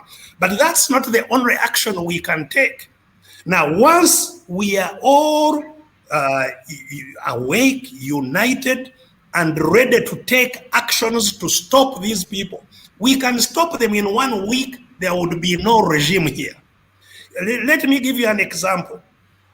If Ugandans now, as we are awakening them all over the country today, if we decided that now from 1st of December, no food comes to the market. And people, during the lockdown, the government has been locking down people. People can lock down the government, you know, and and the people with the guns, you know, if people just decide, and this is how the British were defeated. If people just decided that now, on this day, nobody, you'll see the soldiers themselves, even before we do anything, the soldiers will be the first to chase Museveni and say, now we have understood you are the one causing us to starve, you are the problem. You, like you saw in Khartoum, right, in Sudan, you see when people came up, the soldiers were the first ones to arrest Bashir. You'll see, even here, when we have taken our position, the soldiers will be the first ones to arrest Museveni if he has not run away by that time. Now, but once they arrest him, then they will come and say, now your problem has been solved. So you open the country for us. And we shall now tell them, yes, we're done. But now your work ends there. Go back to the barracks. We shall tell you what to do. You know, then now the people would have demonstrated to those with the guns that the guns cannot be more powerful than them. That the commander-in-chief of the guns must be a civilian, must be an ordinary Ugandan. Like you saw Obama, an ordinary, you know, Kenyan man or whatever, commanding nuclear weapons in America because the Americans have given him the power. So that's when the transition begins. Transition begins with the defeat of military rule. So the question Mr. Mitala had asked is, how then are we sure that even when we defeat the military rule, we shall not go back where we came from, like when we defeated the military rule in 1986? This defeat would have been different, as I have told you. People would have now been empowered to see that it's possible to subdue the guns. But secondly, what we are trying to do now is to also create a transition timetable to say, so when the military rule ends, this is what will happen. And we have published a document called the Transition Agenda. We have published 3 documents which you should interest yourselves in. The first one is the framework for the People's Transition Front, how we can all unite. And, you know, some people I've heard, you know, say, you know, Besigye is the leader of the... I don't have to lead anything. If people unite and we say this one, but we have agreed on what is to be done. As I've told you, even in my growing up, I have never set out to become a leader of anything. My struggle is to live in a free country. So the first document is a framework of how we can come together. The second document is to show the crisis, this crisis of captivity, where now we have Ugandans forming a bulk of slaves going to work for Arabs and for other people, you know. This crisis that calls on us to act urgently. There is no time. If we don't act urgently, decisively, this country will become a country of foreigners. Like where you live in America. America, where are the indigenous Americans? The indigenous Americans are now subjects of affirmative action. Right. The indigenous Canadians are subjects of affirmative action. Absolutely. The indigenous Australians are subjects of affirmative action. Ugandans, Africans will be subjects of affirmative action soon, and our country, our land, our continent will be taken over by others. Unless we act decisively, act soon, act quickly. Even today in Uganda, in Mubende, a Muzungu evicted a whole sub-county. Yeah. A German man, he's there growing coffee. Can you imagine coffee being grown in Uganda by a German? Chinese are the ones growing rice in the whole of that Ruera area, you know, growing rice for Ugandans and taking miles and miles of land. And the people are just there, you know, starving Ugandans, running away to burning themselves with fuel. So there is a crisis. There is a huge, urgent crisis, but a crisis that we can solve. But we won't solve it unless everybody is clear what the crisis is, what the path to solving it is. This is what we are trying to get people to understand. Now, let me end my remarks on this by saying why we have failed so far. And we have failed mainly because of lack of leadership. There is a leadership crisis in Uganda and possibly in the rest of the continent. I have said many times that in the hottest part of hell, if there is such a place as the hottest part of hell, that's where leaders will be found. Because all of these people who are dying, burning themselves, bombing themselves, and so on, this would never be there if really people who have been endowed by God to have better education, to have better tools of analysis, to have a better experience of what goes on all over the world, if they did what they ought to do. The elites in Uganda are really the problem, including those of you who are out there, because you are part of those elites that, you know, we are incapable of crystallizing these problems and providing leadership for the country to get out of this crisis. And that's why, you know, this transition, by the way, what we are talking about, a transition must end with a free and fair election. So, and we have, if you read our transition agenda, so the transition, all these transition front, it's a transitional process itself. It ends at some time when free and fair elections are held. This whole transition thing must end. That's what NRM should have done. If it was to be a transition mechanism, it should have ended after the 4 years, and there should never have been NRM. Then parties and other people would have contested free and fair elections and continue. In fact, we are also saying that whoever manages, all those who are in the management of the transition should not participate in that free and fair election at all. Because again, we don't want a situation where people are legislating for their interests, how to protect their interests and to perpetuate themselves. So why have we failed? 4 things. First, the gunmen stay in power by causing fear in our minds.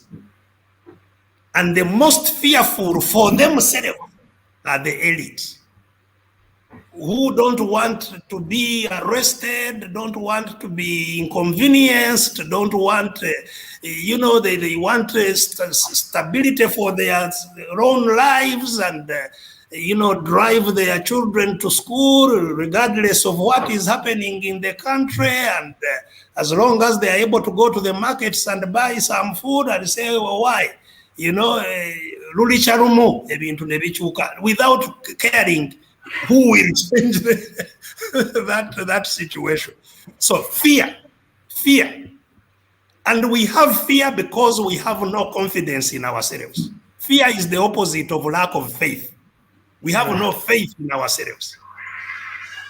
That's what we must regain confidence and know that this is our country, this is our land. That's the first step. We must overwhelm that fear with our own confidence. Second, the reason we are still where we are is that the regime has used poverty as a tool of control. So they impoverished everybody. Control all means of subsistence. And so anybody must clap and appear good to the regime in order to get something. And we have chosen to opportunistically, therefore, seek to be put on a drip of the regime. And if you make bad noise, they close the tap until you apologize and say, by the way, I didn't know, you are a good thing, then they open the drip a bit for you to leave. We must be able to organize and to fight in spite of our favor. So favors which are used, the favors that you hear parliament is bribed every day. Those favors, the judges are bribed.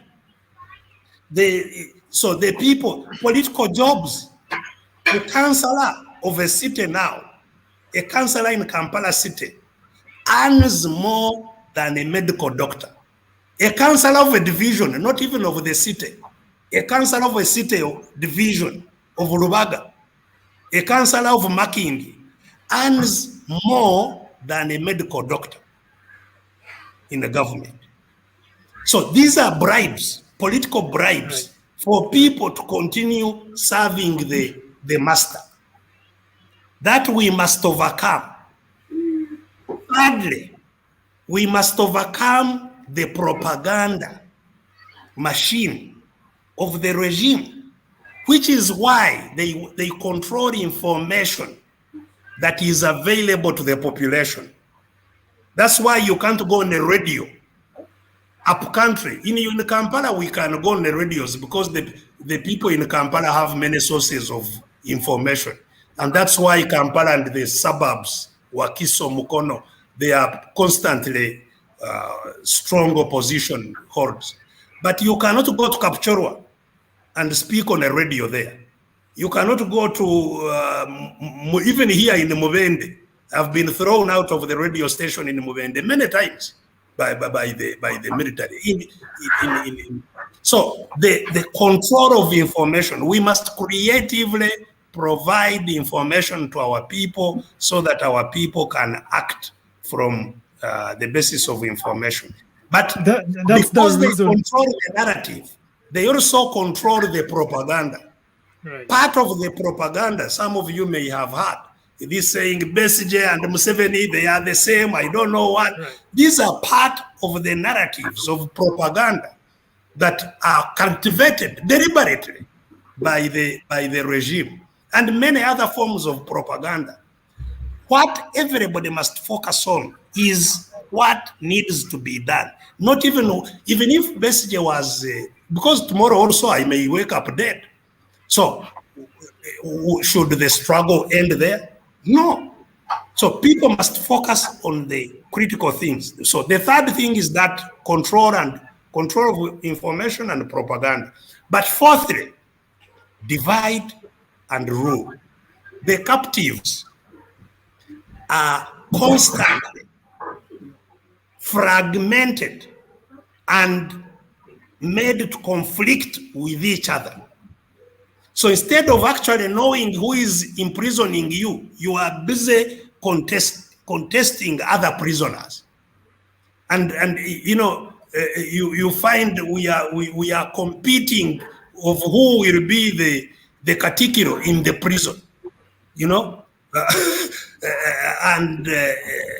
and this is not just in the politics, but every group that is organized, you'll find is fractured and made to conflict. Whether it is the church, you'll find the Muslims are divided and fighting. You find the Christians are conflicting. You'll find civil society organizations are fighting, and so on and so forth. We must overcome these four things. We cannot overcome them unless we unite, design a program to awaken people, to make all our people aware of all this, to make our people have tools to help us act together, speak together. That is the work of the Red Card Front. And we believe that people are getting the message. First of all, that an election in itself will not remove the military regime, that we all have to struggle, and that to do so, we need to unite and take actions that will free us from the military rule and subordinate the military rule. Thank you very much. Thank you so much, Dr. Kizza Besigye. Mr. Mitala, you have a question. I have said very little today because I wanted to learn, and I think I've learned, and I'm sure that a lot of people have learned. Because sometimes these messages they don't filter through sufficiently because of the blockages that Dr. Besigye has talked about, and because of the blockages that so many other people are talking about. I think what cannot be underscored, what cannot be escaped is the fact that there is evidence that Ugandans are fed up. There is evidence that Ugandans are fed up. The systems are broken. The political structure is broken, and it's a crisis. It's a crisis. I mean, to borrow maybe to lift direct words from what other people have described. This is I've looked at somebody here who wrote about the situational analysis, in relationship to the front card, and somebody wrote about the situational analysis, listing a catalog of all the problems that you can think about that are currently that have gripped the country. And I think for me, I contrast that situational analysis with the 10-point program of 1986. I contrast it. And you can see that they are direct parallels there. I can read some of them for you. 10-point program, we had democracy, the ending of state-inspired violence, uniting the nation, national unity, limiting foreign interference with our affairs, economic development, social sensitization and access to poverty alleviation, poverty reduction, access to water, clean education and stuff like that, land redistribution, and cooperation of the country Uganda with our neighbors. And I think when you contrast those things with what has been described as the situational analysis in the context of the red card, you can clearly see what those problems are. And some of the things that have been identified here are endemic corruption, land grabbing, educational apartheid, deliberate neglect and improvement of livelihoods, undermining multi-party democracy, and severe assault on political systems. It's a lot. It's a wide-ranging thing. But I think it just points to a bwaweriri, where the problem is. And Dr. Besigye talks about the crisis of leadership, which I agree with. But I think Dr. Besigye also implicates us, and I think this is very important for each and every person who is listening here today. Yeah. At one point in one of his conversations with the media, or within the media, he referred to us as foolish, especially the elites. And I'm going to play that. Before you play that, Henry, I think. Actually, he has repeated it here, and I kind of feel embarrassed about it, because I think there is seriously this reluctance by people from the white collar kind of class, to get involved in this enterprise, because they are so comfortable. Everybody is protecting their small lot, because nobody wants to get scratched, and of course, if you don't engage in the conversation, if you don't engage in the debate, then how do you expect to reap some of the results, the benefits of that conversation, if you are not part and parcel of the conversation? I think then the call for Dr. Besigye then becomes very relevant in that respect. But I also want to comment on something which has been said again and again, criticizing Dr. Besigye, that why did he, or identifying him with the regime of Mr. Museveni, that he was there to the beginning as one of the founding members and so on and etc. I remember as a young boy, all of us, we admired Mr. Museveni. I remember that, all of us, we used to have songs for him, Some of the games that we played, immediately, I think after the war, as I remember as a young boy, we used to wear, a Mundu Zebi Uni, you know, and we went and played because that is the kind of, it was glamorous, you know, and the country had hope. Everyone had hope that, you know, this was a new beginning. It was the fundamental change that we expected. Several years down the road, has that fundamental change really materialized? That's a question that, you know, that really has to be, you know, pondered. Has that fundamental change really materialized? When you consider all the problems, you know, institutional breakdown, the courts, you know, the terrorization of the citizenry, you know, the sheer disappearing space of having a conversation like this, decent, you know, on a one-to-one, has completely been destroyed. You know, if you say something that doesn't sit so right with a certain group of people, you are an enemy. But then it just becomes a bit so difficult sometimes to swallow.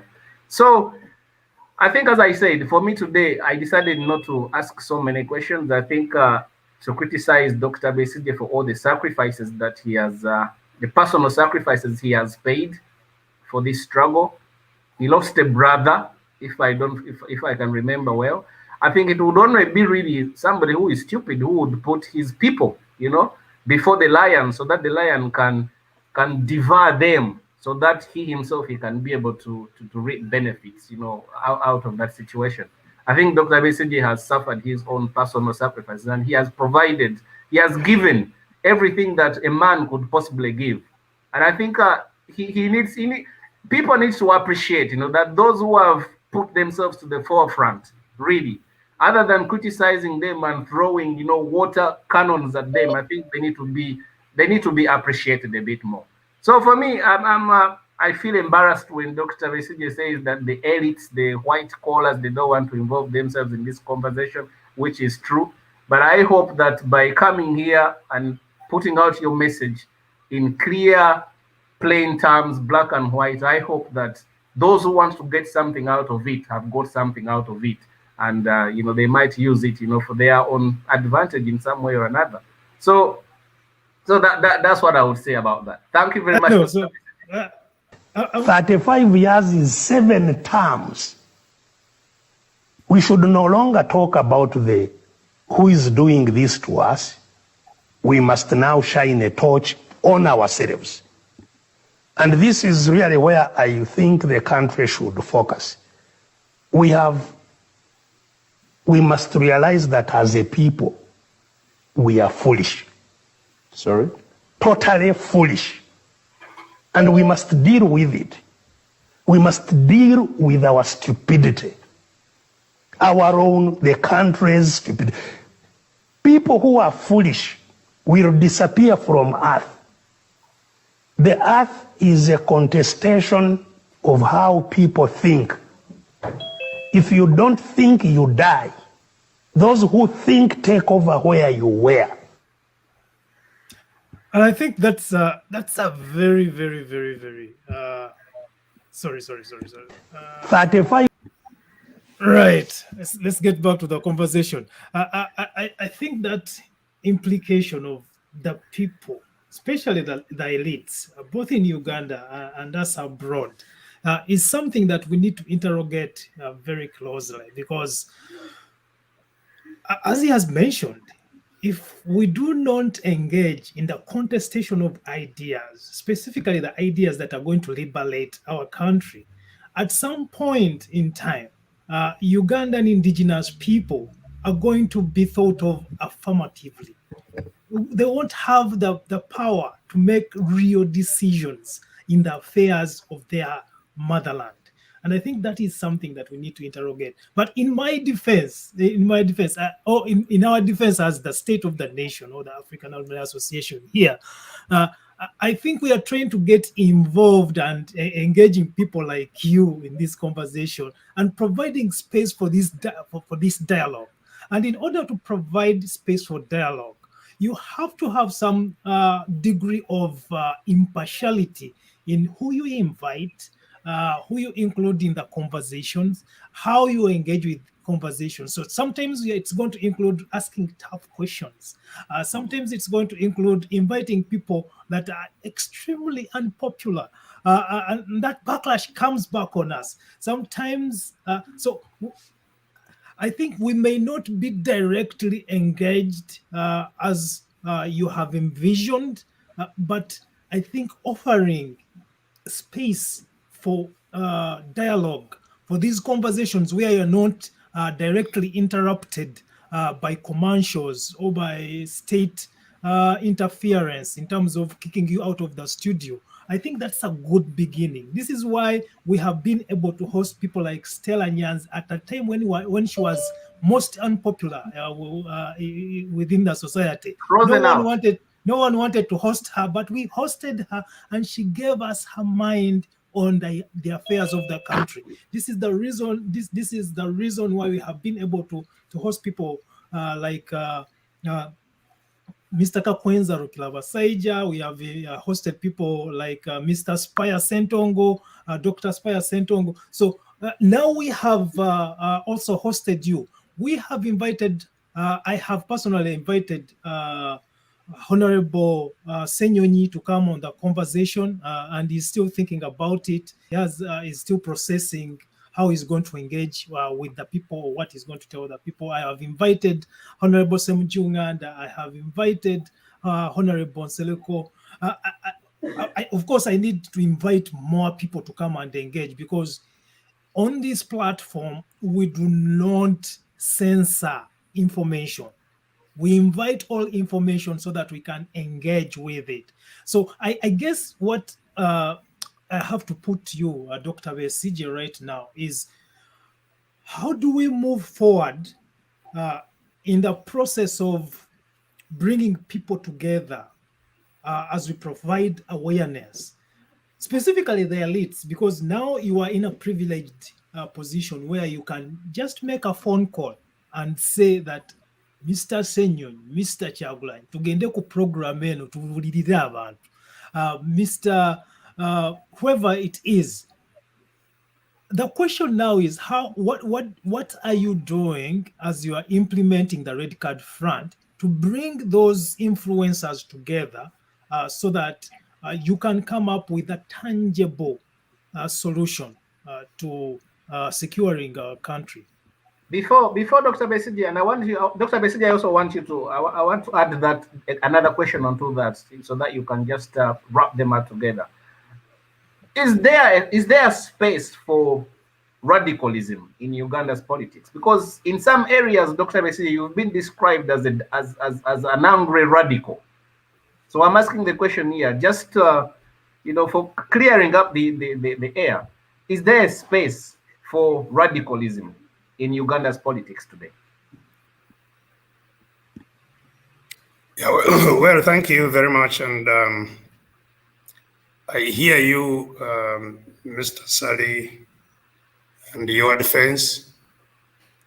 I entirely agree with you that a journalistic platform and moderation must be an open-minded one and a fair one. It must be fair to all. What I contest is that even a journalist has no position on what happens in their country. You must have a position. You must take a position. That doesn't mean that when you are engaging, journalistically or providing platforms, that it should not be fair and accommodate all views and invite all the whole range of opinions that are there to be to be engaged with. But as a citizen, you must take a stand. Indeed, as some people say, bad people thrive because good people keep quiet. Because good people do nothing. That's why bad people thrive. So everybody must be involved in stopping the bad people. Now coming to how we approach the question of getting everybody on board as I told you about the elites, me inclusive, I don't exclude myself, we are a complicated category. Not that we should not continue to engage with each other, but we are a complicated category. So the first and most important audience that our energy is directed to is the population, the general population, who indeed quite many of them may not have the information that is necessary for them to take the appropriate actions. So we would like to get on board, first and foremost, all the people of Uganda in their various, sections of our society. That does not mean that we do not specifically set out to engage with the elite groups in our country. And you may have heard, if you've been following what we are doing after the launch of the PFT, of the Red Card Front, we took off 3 weeks to engage with other stakeholders. And that engagement is ongoing. We want to engage the religious leaders, we want to engage the civil society organizations, and these engagements are continuing. We want to engage trade groups, people like border associations who are very, very important. We want to engage market vendors, maybe street vendors who have associations, maybe not just the elite groups, but also trade group or people who are organized in different groups so that everybody has the same kind of understanding. But we also specifically engage with other political actors who are not on board to make sure that we have the same understanding until we all rally together. But let me also say that in all struggles, you will never have unanimity in terms of organization. No, it doesn't happen. What is disastrous is if the variously organized groups, rather than focus on the problem, if they are diverted to focus on themselves, and you find, rather than focusing on the military capture of our country, we are squibbling amongst ourselves. That's what is disastrous and has been going on, actually. Part of it engineered by the ones who don't want you to focus on them. And so we must be alert to the means that those who capture the state use, which I talked about, the divide and rule. They can come and pretend even to be part of the opposition and foment disagreements amongst the captive groups, the captive society. So we will do everything in our power to engage with all sections of the oppressed population.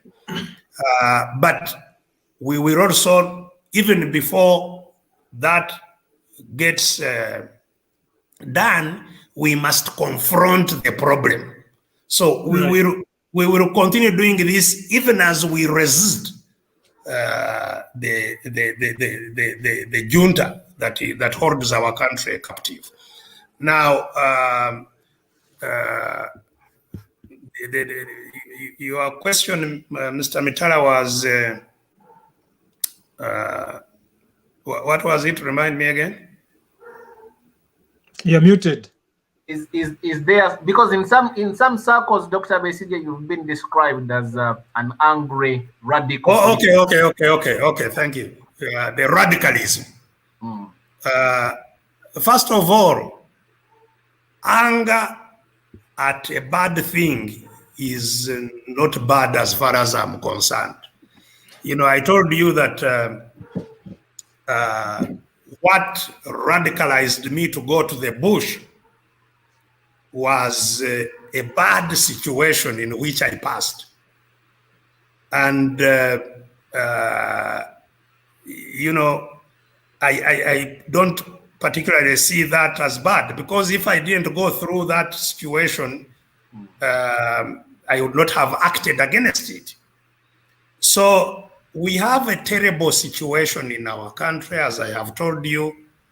You know, if you know the kind of suffering that is in our population, the pain that our people go through, it's annoying. And you see, you know, the kind of arrogance and, you know, dismissiveness of those who cause that pain. It's annoying. And I think, you know, it's perfectly all right for people to be annoyed. The question is how we channel that anger. We should not channel that anger recklessly. We should channel it in a structured, organized, and civil way. And that's what, you know, some people may say, you know, somebody even said that I look angry by just looking at me that I am angry. It doesn't matter how I look, whether I talk very passionately about what I don't like. The question is, how do you act? Do you act in a structured way, purposeful way, controlled way? And that's what we need to do. And when I was telling you that, you know, whatever we are doing is structured, that the front we are functioning from is structured, and its structure is public. So you can comment on it, whether this structure of the front is appropriate or whether it should be changed. See, because this is a public thing. It's not for any person's benefit. Secondly, we have crystallized what we are annoyed about that goes on in our country, the crisis that we must remove for everybody to again engage with. Is it true? Is it not true? Even those who are in government, we engage them. Is this true or not true? Is the robbery of our resources that goes on a fact or it's not? Because these are some of the things that are verifiable. You know, when our people were dying of COVID last year, the billions of Ugandan shillings that were sorted away when we were publishing them, you know, saying, you know, how can you take 1 trillion shillings to State House in the middle of a pandemic that it is for classified work, secret work, in the home, not in the office, in the home of a leader, you take 1 trillion shillings. So we crystallize the problems and present them to the public. Thirdly, we have crystallized what we think is the path out of the problem, the transition agenda. We have crystallized it, presented it to the country, comment on it, whether it is the right approach or not, including the strategy, the non-violent resistance. Again, we could have taken a decision to fight. That's what maybe would be characterized as real radicalism. We could have taken up arms and also blown up things and created a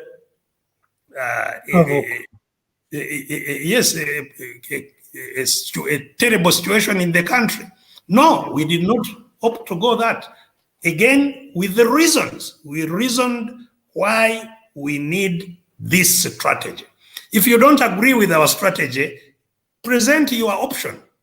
And that's what we've been challenging. Those, even we are with in the struggle for freedom, there are some who still say, you know, elections will work. We respect their view. We disagree. We disagree with the reasons. We tell them why the election will not work, and we provide the evidence why it will not work. We also provide why it's wrong to take up arms with evidence. So that, in other words, radicalism is when, I think, what becomes radical is when you have not measured, controlled, rationalized your trajectory, your plan, and how you execute it. But I think if it is rational, it is objective, it is published, and you are pursuing that, I don't think that can be considered as radical. Very good answer, Dr. Besigye. And I think, you know, I'm always intrigued, you know, because everybody knows the glaring excesses. You know, they are captured, they on record, and everybody can see, you know, the glaring excesses within the security services, within this corruption you're talking about, the theft and siphoning of public funds, and so on and so forth. Everybody can see that. But the thing that really intrigues me, and for you guys, because I'm pretty sure that Dr. Besigye, you are very networked. You know, you would be able to know exactly who has done what and who is taken what, and so on and so forth. These people, when you engage them, even indirectly, do they have any remorse in the sense of, you know, what they are doing to the country? Do they have any remorse, or do they fathom a situation whereby tomorrow things might be different and people have got to be made to account? Does it occur to them? Because I think maybe that could be, it could go in some ways to try to persuade us, you know, to engage in this dialogue we are all, you know, crying out for. I was watching the British television here yesterday, the Prime Minister's Question Time, and the Prime Minister had a very, very difficult time trying to defend the position of some of his colleagues who have been, you know, accused of, you know, lobbying and having second jobs in Parliament, or taking money, you know, using their position to disadvantage, you know, the public good. And the Prime Minister had a very difficult time defending that. Even the Speaker of Parliament, who stood up to the Prime Minister and said, "Hey, look here, Mr. Prime Minister, you may be the Prime Minister of the country, but I am in charge of this House. Therefore, if you have to answer questions, you have to answer the questions." Why is it so difficult for us as a nation to get our president to answer these questions? Because he's accountable to the public, he's accountable to the nation. Why is it so difficult to get him to do that? Because we don't control the gun. He told you that. Yes, he's not accountable at all. In fact, we are accountable to him, not him accountable to us. He's the controller of everything, is the giver of everything, is, you know, because you see, the Prime Minister you are talking of, if the people become unconvinced about what he was explaining, he loses office. Absolutely. He gets out of office. That will not happen here. Because, so what motivation is there for him to listen to you when you have no influence at all in his being where he is? Why should he listen to you? You know? So that's why I told you that there is impunity, there is arrogance, there is I don't care, you know, what you say. What will you do? What will you, yes, what will you do? Nothing. You are nothing. You know, that it is that arrogance, you know, that impunity, that that's what is very, very annoying, you know. And the question was, do they feel some remorse that, you know, no, it doesn't happen that way. You see, they feel that you hear Mr. Museveni call himself a Sabarwan. He knows he has the might and the capacity to subdue anybody who challenges him and who raises his head. He will crush it. That's why indeed he uses the words crush. I will crush you. I will crush you. So he feels invisible. Now, some, I must say, some of the beneficiaries under there certainly have the sense to know that what they are doing is dangerous. Some have the, you know, the presence of mind, but you know, those who have that presence of mind will have no influence. They can never dare tell the ones who have that, Mr. Museveni and his family who have all the power. They will never dare tell them that what we are doing can, you know, explode in our eyes. They can't. So those ones will do many things. First of all, they will try to hide away some of their loot in safer places and are on the ready to run when things go bad. Some will also talk to us in private to hedge, to say, you know, if things change, please know I was also with you, you know, and may even pass some little money to us to help us in what in what we are. Please never mention that I helped in this way, but they want you to be their protector when things go. but also, Dr. Besigye, I think again this is another interesting question. These tendencies, the tendencies of excessiveness in Mr. Museveni's leadership, style of leadership. Did you guys who were with him, did you ever at one place even have, you know, a feeling that, you know, there might come a time when the person you trusted so much, the person you thought had the vision, that there would come a time when he would become the person that he has become? I ask you that question because in 2016, when Mr. Mbabazi was one of the contestants for the presidency at one of those presidential debates, I remember his statement. All of you were asked to say what would, if you had any regrets, what would be that one thing that you would possibly say you regret? And according to Mr. Mbabazi, he said that he did not have the courage to call out those excesses when he saw them. And I think for me, that was a moment of silence.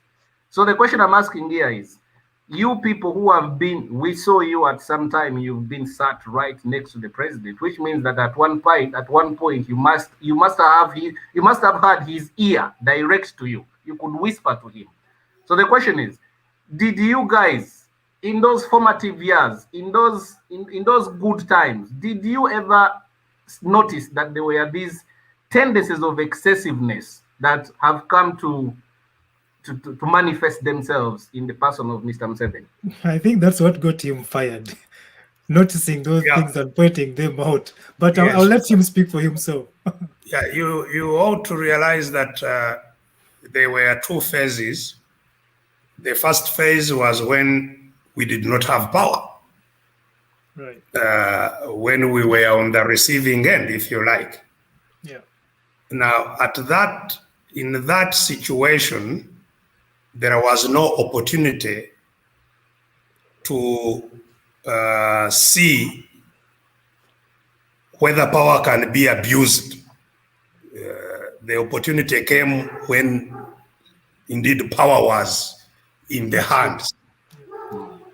But even in those nascent stages where there was no power, state power to be exercised, there were some warning signs which I have referred to in some of my reminiscences. For example, I have pointed out that while we were still in the bush, there were clear signs of,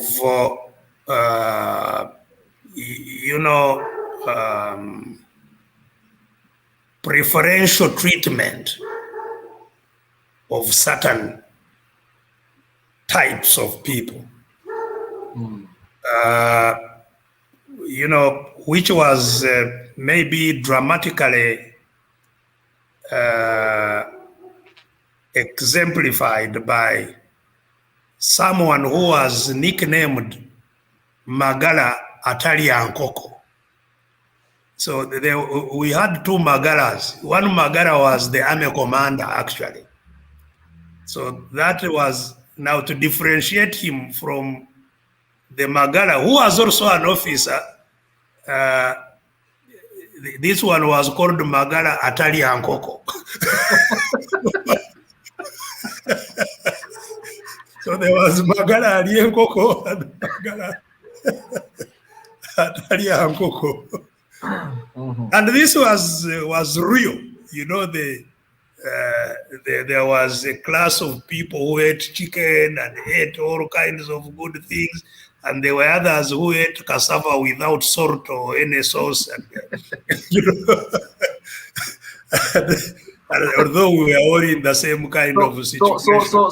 So essentially, this idea, this concept of Abana Neriana is not a yes. So those tendencies were signs of them were there early and caused some bit of concern.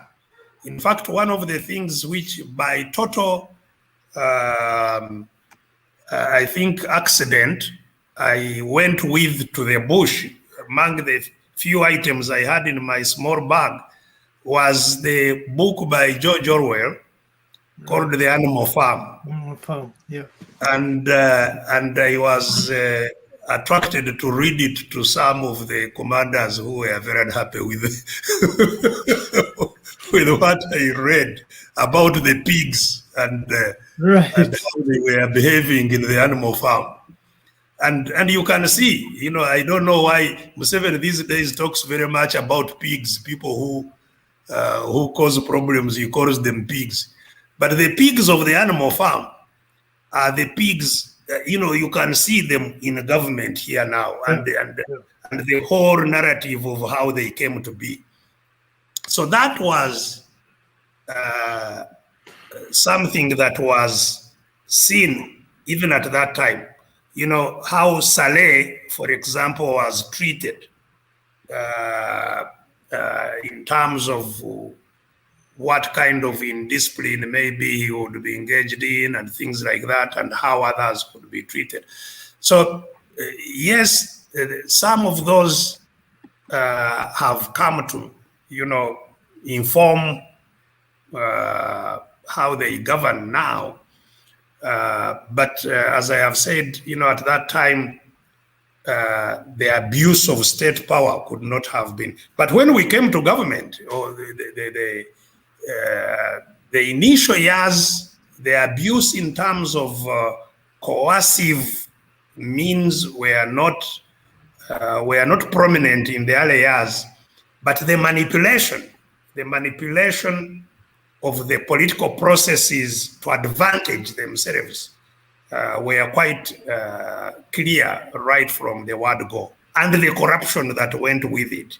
Those were very clear earlier on, and that's, as I pointed out, how we started disagreeing, and in 1990 parted ways. In fact, we parted ways really before 1990. 1990 was when I was then sacked. But, the saying that power does not really change people, it just reveals who they are, right, is very correct. Now with the benefit of hindsight, you see that really Museveni has not changed. He believes, and you know, he actually believes NRM is him, and he is NRM.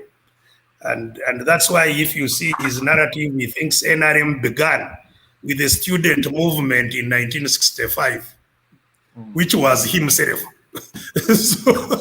so he is the NRM, and you know. But also, Dr. Besigye, you've also sometimes described Mr. Museveni as the smartest politician of our time.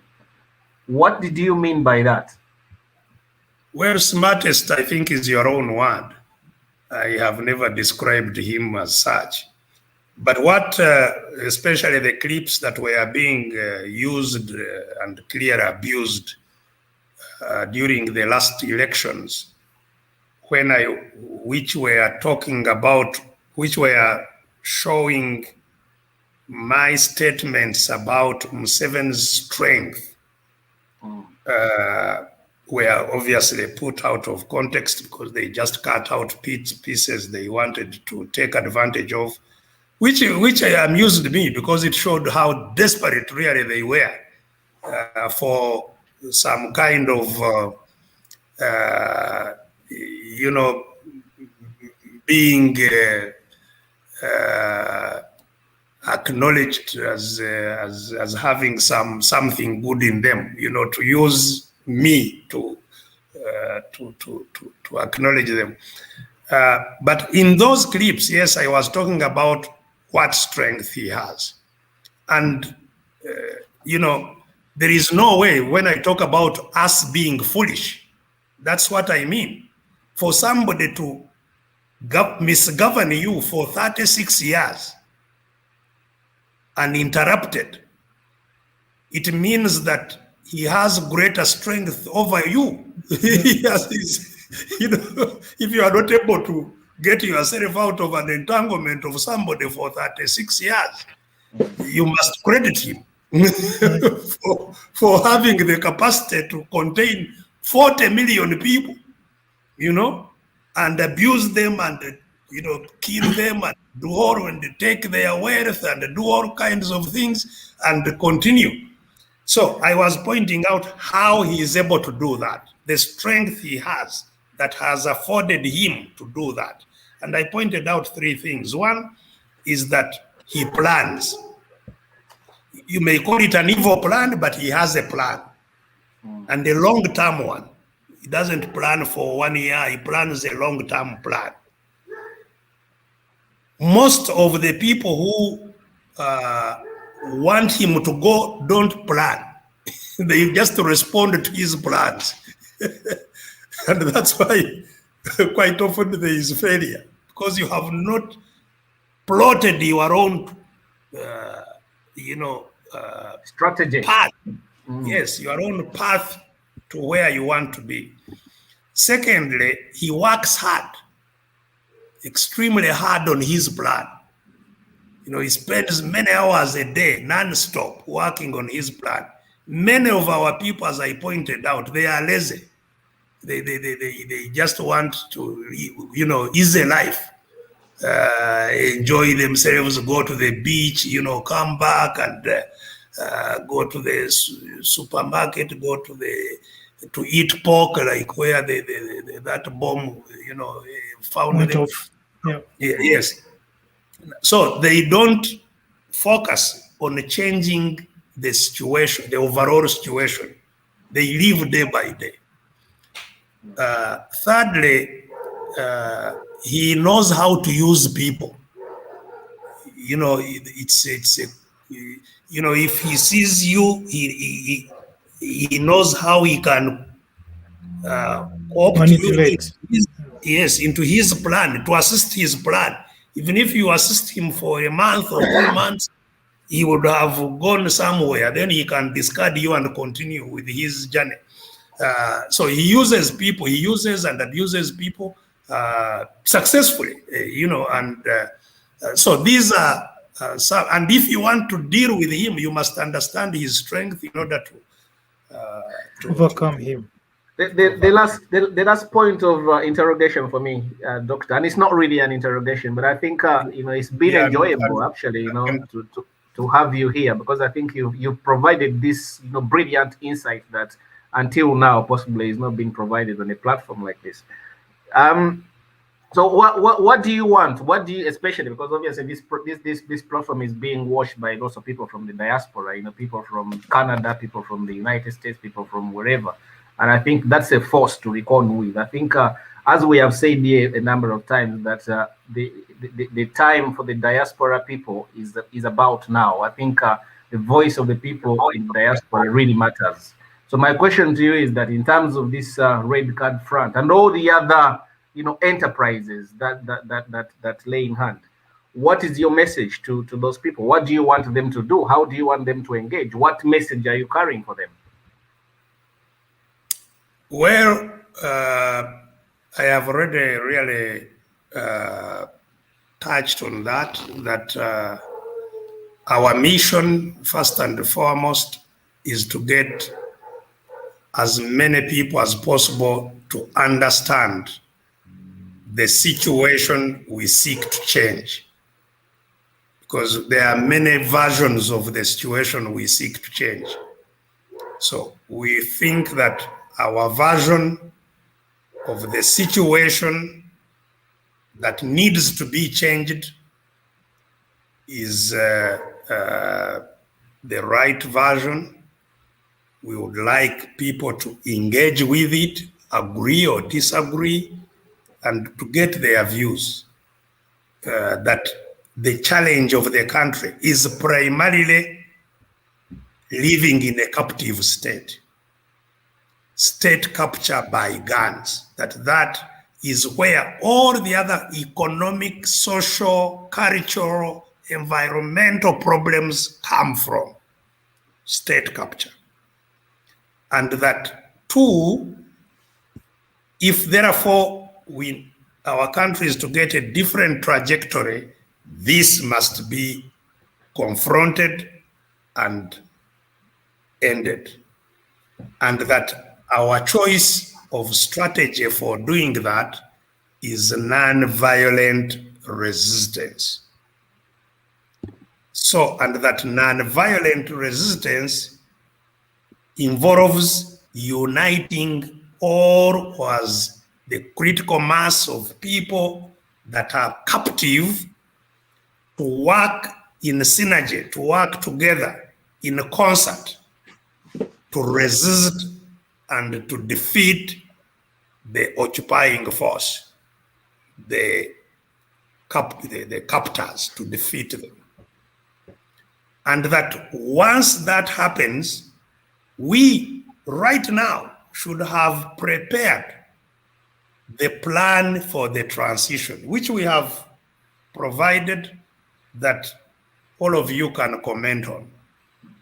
What should happen from day one when the NRM junta goes to when we have free and fair elections, when a new dispensation would have been formed. One of the cardinal elements in that transition is to reflect on the owner states, owner nations of Uganda, which I told you happened in 1962. Yeah. We must have a fresh agreement as Ugandans, how we live together. That's the constitutional making process. It's part of the transition. We must have a new agreement now of free people, because free people have never really engaged within Uganda. As I told you, the 1994, 95, 94, 95, or 93 to 95 process really aborted, was subverted. And what remained of it has been destroyed since then. So we must reflect on how we reorganize Uganda and manage power therein. We believe that a substantial element of that is devolution of power, so that power is not just held in one place. But all these are matters of the transition. So we have outlined what will be done in the transition from day one till we have elections. So that if there is a consensus on this, once it has happened, then it's monitorable. You can say in the first month, in the first year, this is what is supposed to happen. Has it happened? In the second year, this is happened. The third year, until we have a free democratic dispensation that becomes the new Uganda. So it's the duty of everybody. That's why I said all what the front is doing is invoking the power of Article 3 of the Constitution. So read your Constitution, see Article 3. It imposes a duty on every Ugandan.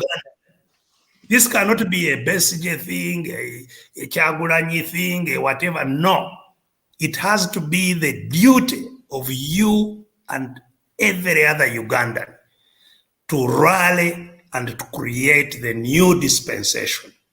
In the new dispensation, leaders must be servants, period. People must be the owners, must be the masters of this country.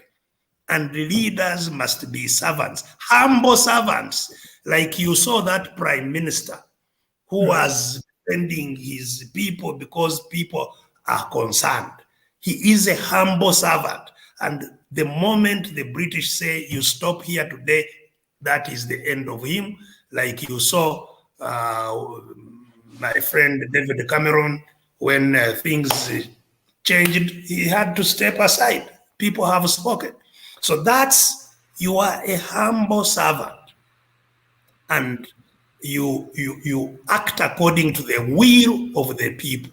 So that's the end. That will be what would have been the end of the transition, a new first time ever in the history of our country to have a free democratic society. It will be the very, very first time that we have that. If we achieve it, I will work as hard as I can and pray to the Almighty God to help us that I may see the new Uganda while I'm still alive. As we wrap up, but before I expire, I will exert myself. I have already spent literally the entire adult life doing this. I will exert myself to see that this happens.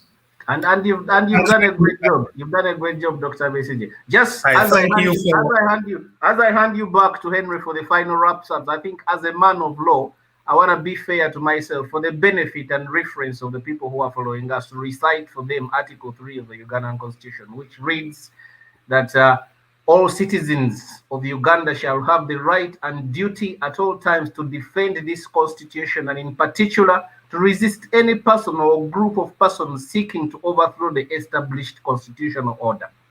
That's Article 3 of the Ugandan Constitution. Yes. That's the duty that is imposed on all of us. I thought that as a legal man, I should have the benefit of reciting that important piece of article for the reference of the general public. I appreciate it. I think that's very important. We also recognize that they have some of the folks within the political landscape of Uganda have intimated that our constitution is not set in stone. That's why they have changed it at liberty, even when it means using guns at the parliamentary premises. But in one of your deliberations this evening or tonight, you said that we need to go beyond the 1962. We need to go even right back into when the colonialists came to Uganda and stripped away our citizenships. I want to come back very recently to when you tried to engage the Omusinga of the Renzururu right after your victory was stolen, as you have always put it.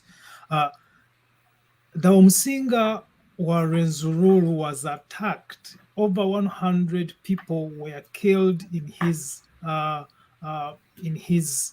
palace, and right now he lives in exile in Buganda. He has never gone back to his kingdom.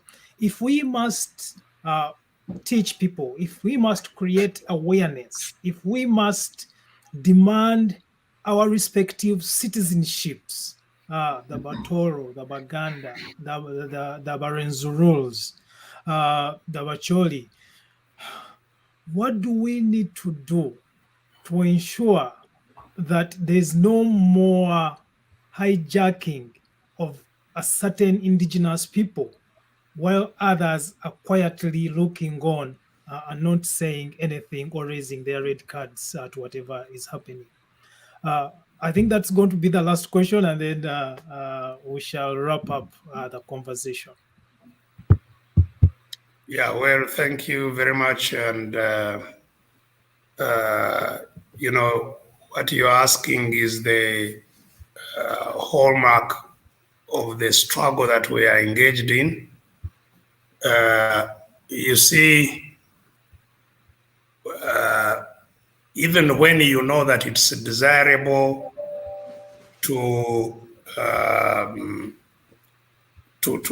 organize differently,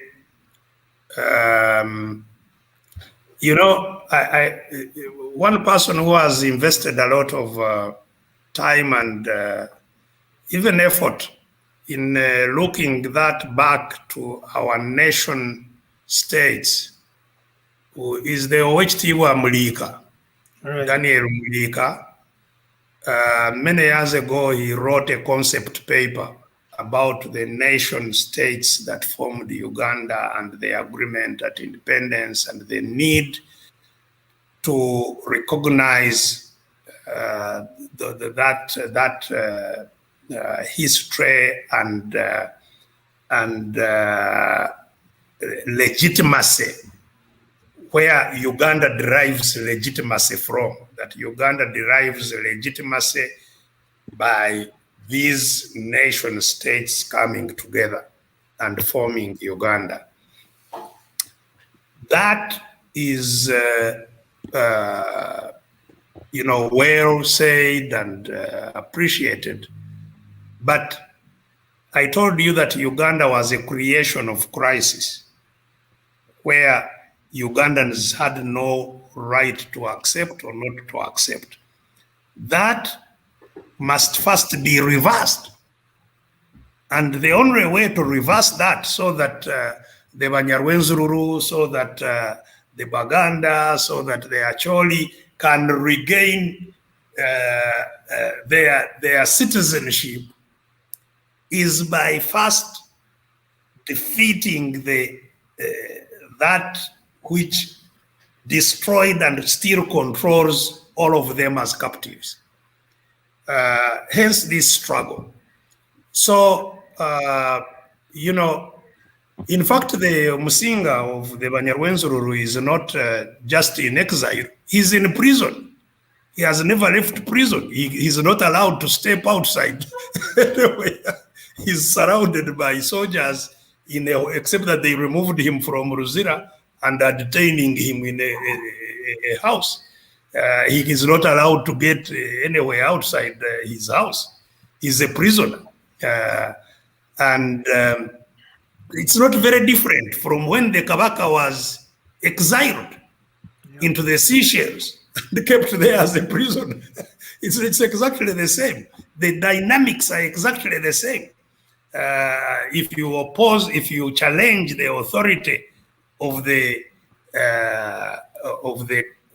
force that is holding the country, you know, by coercion, they will act in that way. In fact, I think what was done to the Musinga or the Omusinga Bwarwenzururu was also in many ways intended to pass message to the others, the rest, whom it may have been more disruptive to treat that way, but they wanted that message to go very clearly that the power belongs to me. Don't take yourself seriously. You must know where that I am the Sabagare, as he calls himself, the King of Kings, and you must. It must be appreciated that nothing will change in any direction. I told you that whether it's cultural rights, whether it is political rights, whether it is economic rights, whether it is the social rights, all these will not happen until we free ourselves from the captive state we are in. That's the primacy. That's why it is absolutely primary that those who are more maybe interested in culture, those who are interested in economic justice, those who are interested in whatever justice, we all must pull together and free ourselves. Then each one can enjoy all these rights at the end of the day as we wish. And that's why the transition will help us to construct that Uganda in which all our different aspirations are embraced and protected, including the minorities, those who are minorities amongst us. They also must live in the same country, even if their views or their numbers or whatever have you, they must be protected, and it must be the constitution that protects them against majorities that may quash them. So all this is what we must do in the transition, including healing the wounds that we have. Our country has deep wounds that have been inflicted by the misrule of the different regimes. The wounds of 1966, the wounds of the 1971, the wounds of 71 to 79, the wounds of 79, the wounds of Ruwero, the wounds of Northern Uganda war, the wounds of the war in Eastern Uganda, the wounds of the recent one of the Banyarwenzuru you are talking about, how many people were massacred in Kasese, and so on and so forth. We need a truth-telling, justice and reconciliation process in the transition, so that we can deal with each other's baggage and heal and build a country then in which we live freely and happily as brothers and sisters, knowing our boundaries and where our rights play out. So I must thank you. It has been a rather long program. Of course, started with a lot of problems of logging on to your platform. But I'm glad that eventually it stabilized and we were able to have a conversation. I am always available on this platform or on other platforms, including the other social media platforms. I'm on a number of social media platforms. We can continue the conversation. At the end of the day, it is us to fail our country, or it is us to salvage our country together.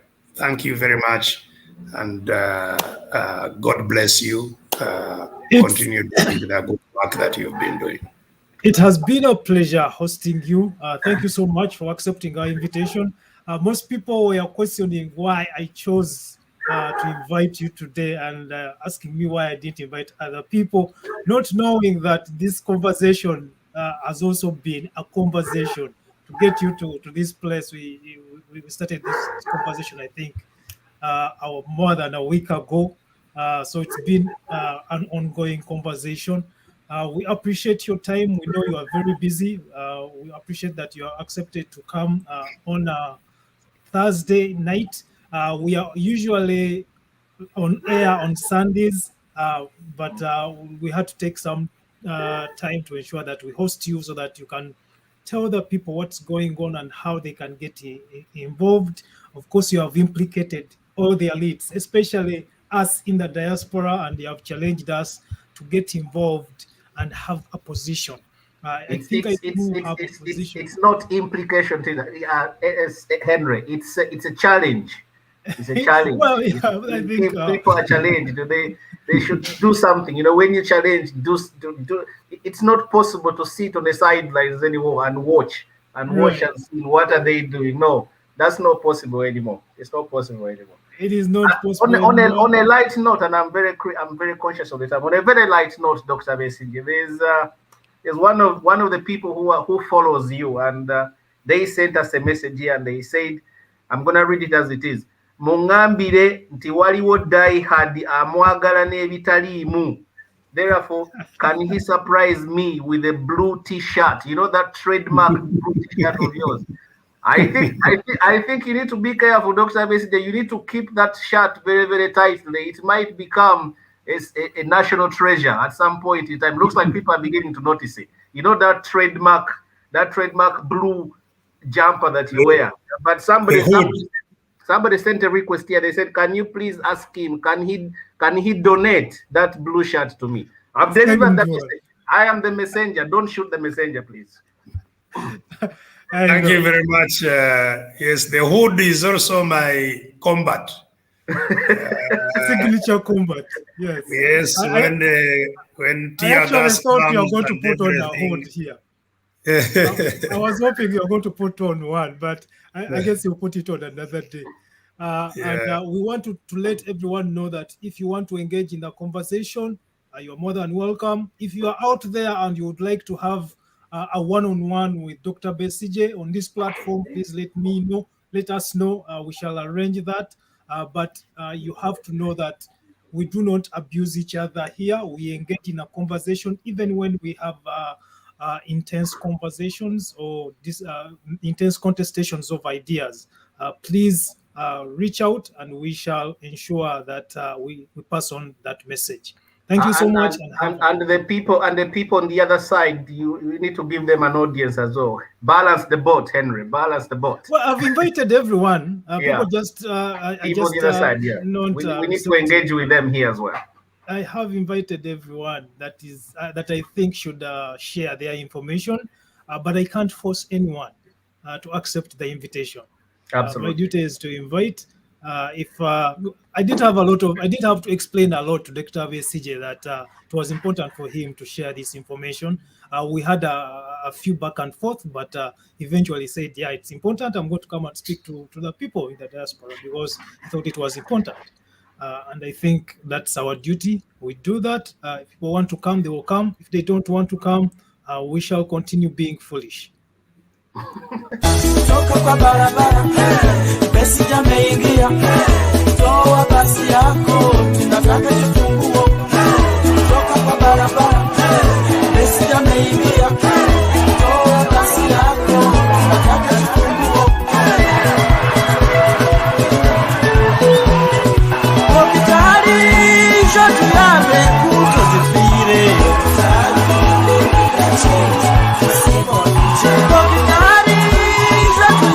Mashobero gafire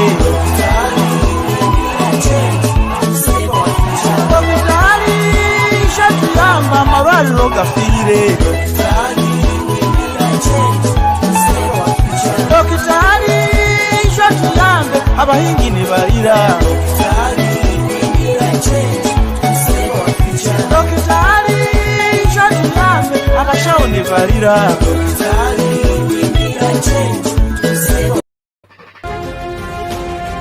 This is the state of the nation. Evaamu. We are deliberate, we are reasonable, we are uncensored. The state of the nation with Ssali.